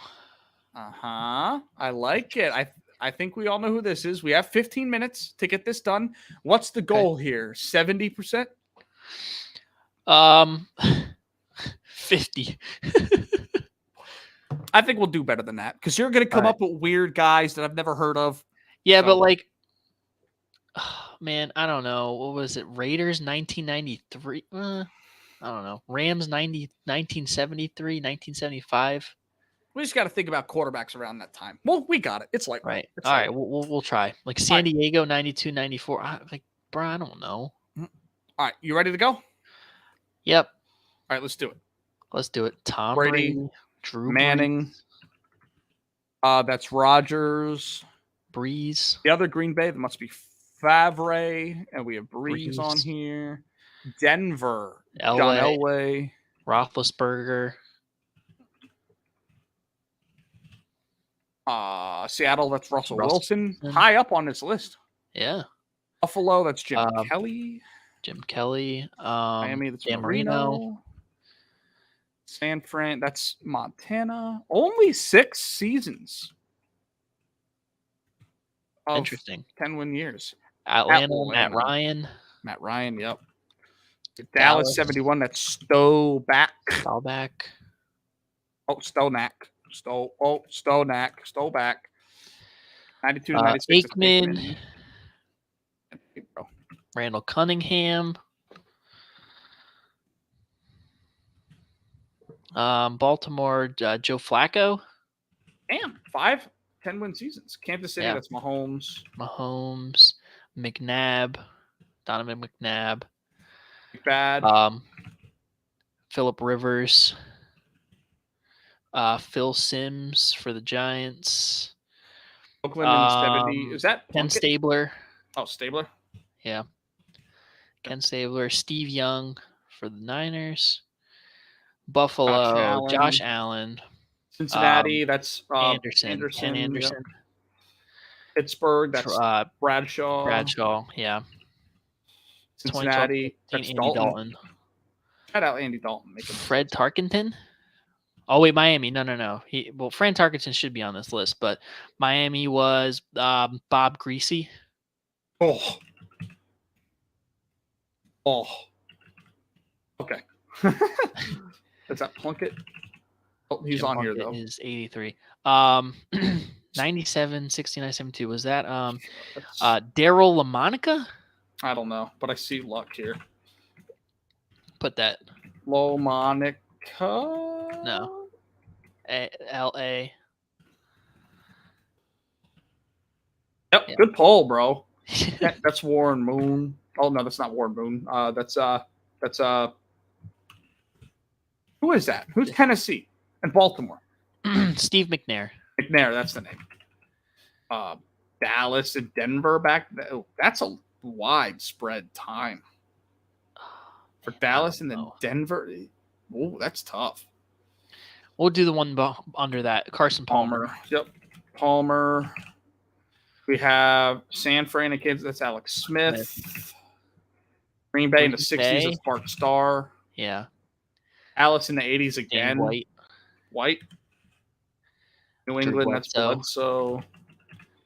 Oh, God. Kerry Collins. Damn, bro. DTX? Who the fuck is that? Len Dawson? No. Oh, Dawson. Yeah. Carolina. Jake Delhomme. San Diego back then. That's not fucking Dan Fouts. Fouts, yeah. I don't know why I'm thinking Leaf. Rams, it's Brooklyn. No, that's too late, right? Brock. Okay. Peter Brock. Peter Brock. Cool. Good pull, bro. That's too late. I don't know who the Rams guy is back then. Oakland in the early 2000s. Rich Gannon. Yep. Funny little tidbit of information there. You know the Don Cannon pull on like his produced beats. Mm-hmm. How it says sounds Cannon. It's actually Madden 2001 Pat Summerall announcing Rich Gannon's name. Oh, word? Yeah. Okay. Let's lock in here. Back at it. New Orleans, I don't know. Philly 97-81, Ron Jaworski. Paul Baltimore back then. Is that the Baltimore Colts? Baltimore Colts, yeah. It's not Unitas. Yeah. His name's on here though. I don't know who their quarterback would have been though. I don't either. That one, the bottom one, is Dan Pastorini. Oh, Pastor, like Pastor. Oh, Pastor. Yeah. Bro, I've never heard of him before. All right, let's keep going, and then we'll fill in. Man was the quarterback under center of Earl Campbell. Just to let you know, Dak Prescott's in the same conversation as Johnny Unitas. Shut the fuck up, Drew Bledsoe, all those guys. Shut the fuck up. I'm just saying. Tony Romo up there too. Romo and is Matthew Stafford. Romo's one of the most underrated quarterbacks of all time. And what's his face? Joe Theismann. Oh yeah, Joe Theis. Yep. No, one S. Two N's. Yep. Warner. Yep. Jacksonville. That's Mark Brunell. The second Brunellovic. Shut up, bro. That's Joe Burrow. Derek Carr. Yep. Matt Castle. Matt Castle at 2 10-win seasons. That's wild. Yep. Kirk Cousins. Chicago. That's Cutler. Jay Cutler. 90-91. Was that Joe Montana? No, I already got Montana. Sorry on that one. He has 6. Man, I don't know. Yeah, I don't know either. Cincinnati 96-98. That is Boomer Esiason. Rams 98-99. Oh man, I don't know. Yeah, Rams are tough. This is where it starts to get. This is where we start to really get in the weeds. Miami Yeah. 2000-2001. Oh man, what was that dude's name? It wasn't Jake Plummer. Put Plummer. I don't think it's him though. I'm trying to think. Plum. Milt Plum. Melt Plum. Cool. I'm with that. Jake Plummer's down there for Denver. Oh man, Miami 2002. Oh, Jay Fielder.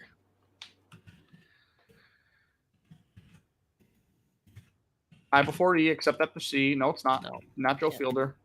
Unless it's like fucking weird. No. Damn. Nope. Okay. Thought it would have been him. Kansas City 03-05.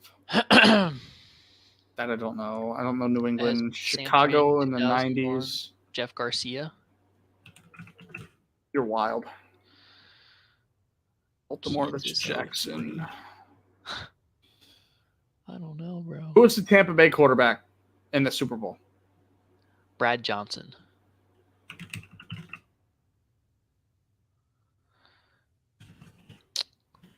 Joe Namath. Good pull. Not a good pull. It's the only Jets quarterback that's won 10 games. other than Ryan Fitzpatrick, who also did it. One time.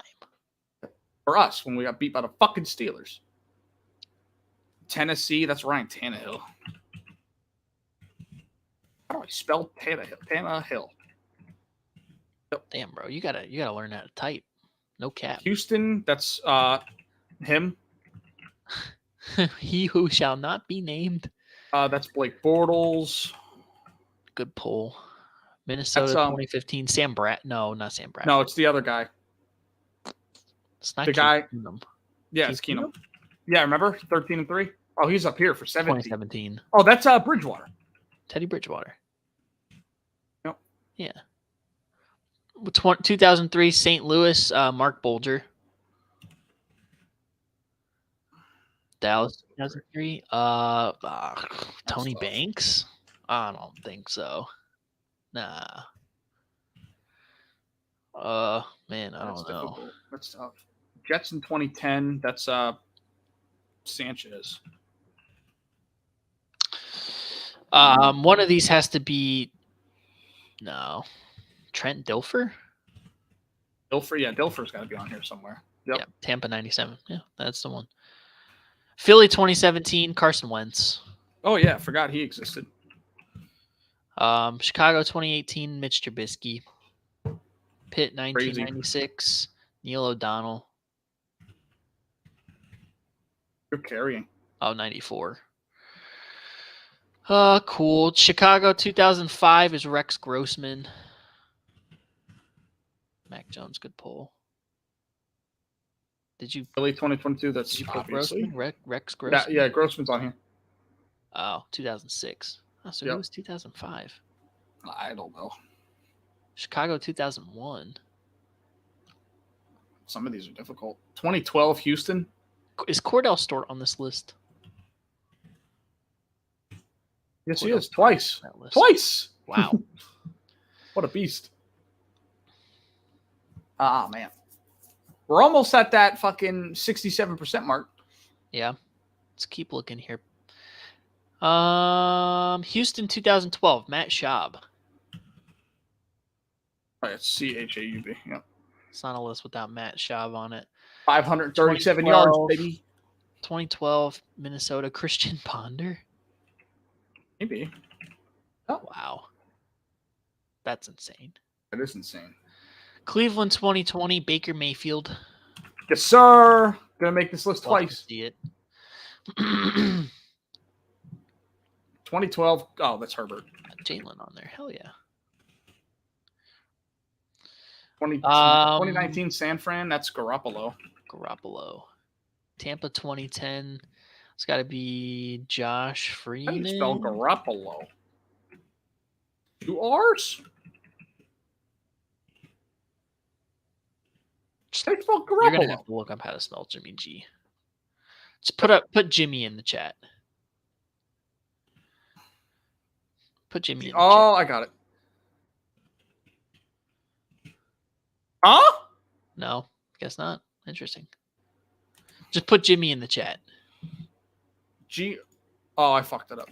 Put Jimmy in the chat. There we go. All right. That doesn't look like how it's spelled. No. That doesn't look right. But we got it. Nope. Buffalo 99. Doug Flutie. Yep, Doug Flutie. Josh Freeman. Tampa 2010. Man's That's fucking ass. ridiculous that you even know who that is. Just type Rodney Pete. I don't know what team, but I'm sure he's done it one time. Peete. No? Okay, never mind. Oh. I feel like there's another running quarterback other than Randall Cunningham that we're forgetting back then. Maybe I'm wrong. The Jets in 06 and Miami in 08. Like, we should be getting the guys that are Chad Pennington. Pennington, that's right. Fuck you, Chad Pennington, for coming to the game You're one welcome. day. We should be getting this guy that's got 4. Dallas and Denver. Man, I don't know. And then the Rams guy who did it 3 times. I don't know, bro. Another Rams guy that did it 3 unless it's St. Louis something else, but Kansas City in 1992. Who was throwing the ball to Steve Largent, bro? Jim Zorn. Oh wow. No, Thanks. guess not. What's it like? Is it spelled like that? It's spelled No, weird. you had it spelt right. Pittsburgh in 96. Dante Culpepper, Minnesota. That's the name. Yep. That's the name. Atlanta, 1998. Chris Chandler or Scott Chandler. Chris Chandler. Did you put Fran Tarkenton? Yep. Bro, I can't type today. There we I go. know you can't. There's no way, bro. He was literally the quarterback in 1970 for the Vikings. Jets in 98 Put and Fran. 01. Put Fran in chat. He was on here. Oh, he is? He's on here Oh. somewhere. There he Whatever. is. Oh, Up yeah, here. there he is. My bad. Idiot. Let me see here. Oh, man. Some of these are fucking wacky. Like, I'm supposed to remember New England quarterbacks in the 70s. Are you kidding me? Tampa Bay in 2000 should be easy. I don't know. We're nearing under 1 minute here. I know. We're not going to – I think we're definitely going to beat the average. The average, but this is a disappointing go for us. We need to do something easy next week. That's going to get the momentum up. Like, there's a lot of Jets guys on here that I'm going to be pissed that I don't know. Jim McMahon. Man, There's one. quarterback for the Super Bowl team. Yep. Who was 95 Detroit? Oh, man, what was his name? No, I don't know. I feel like it was Scott Chandler. But we have Chandler already. Put Scott. I don't think it's going to go by first name. No, it's not. No. Fuck. Yep. Hey, I'll take. We got to 100 names. Cool. You can't hate it. So what do we got here? Oh, bro. 67. Blown apart. Average score of 47. Vince Ferragamo. Jim Everett, Trent Green, Jim Harbaugh. Oh, man. Vinny Testaverde, bro. I should have known that. You should have known that. Jim Hart, Bobby Hebert, Dave Creed. Would not have gotten that. Craig Morton. Whoever this motherfucker George is. Blanda. Damn. Yep. Billy Wade. Norm Van Brocklin. Y.A. Tittle, say bro. Norm Van Brocklin. Did I Mark Ripon. Man.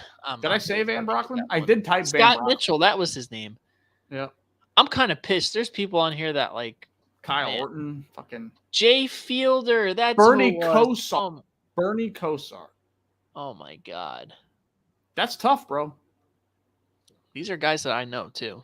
Jay Fielder was the guy. Yep, that's tough. But hey, what are you gonna do? Hey, 67 out of 47, we beat by 20%.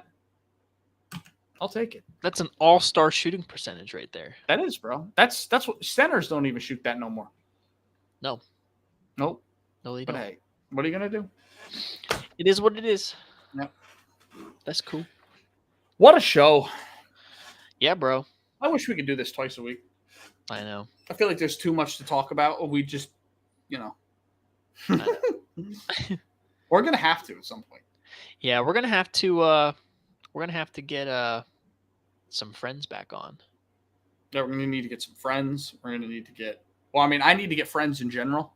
Facts. You need to go out and start networking with the boys. The team. Yeah, the boys on your sweatshirt right there. If we can get some of them fellas. No, because I don't want to just get in a room with a bunch of dudes and cry. Like, I'm not about to do that. I'm not trying to do I'll that. just laugh at y'all the whole time. Just be like, Facts. hey. I'll be like, welcome to the Day One podcast, where we, for the next 2.5 hours, are going to cope. Yeah, this is a safe coping session. Together as a family. Yeah. But hey, already, y'all. Day One podcast. You already know what it is. We appreciate y'all tuning in. If you haven't, you're missing out. So fuck you. Damn. Shout out for building the subscriber count even more. We're 10 away from 250. Thank y'all so much. Keep it coming, all right? Because the more we do this, the closer we are to getting a FanDuel sponsorship, and my betting will be funded for life. Okay? So make sure you do that. Yeah. Comment what you want us to do next show. If you want to swap out the Sporkle quiz for something else, if you want us to do a trivia show, if you want us to do something, let us know. Yeah. If you want us to get friends on here to do a trivia show, hey, let us know. Yeah. First, help us find friends. And help then you find. We need more friends. We need more friends that do shows like ours that talk about everything. Yeah. We need more friends. I'm sad. I can only get Smitty and DV and Cole to come on like a couple times. Yeah. It's not like, you know what I mean? Yeah, we need to get out there, but it is what it is. Yeah. Make sure you guys tell a friend to tell a friend. Whether you're on a boat, you're on a bus, you're on a plane, you can get Day One podcast content anywhere because Wi-Fi is anywhere now. 5G. You got your data. Even Sprint Mobile offers unlimited data. All right? Bro, Cricket Wireless, Sprint, whatever you want to use. Track phone. Now, you can't really watch nothing on a track phone. I've never had a track phone. I had a track phone back in the day. Don't recommend it. Don't recommend it. But anyways, thank y'all for listening. Like, comment, subscribe. Let us know what you want us to do next. If you're watching in on Facebook, this is our first show on Facebook. So make sure you like the comment. I mean, not like the comment, like the page. Okay? Let us know what you want us to do next. Follow us. We'll be posting on there, reels, shorts, all that stuff. Anyways, I'm Kyle. That's Anthony. We love y'all. See ya. Peace.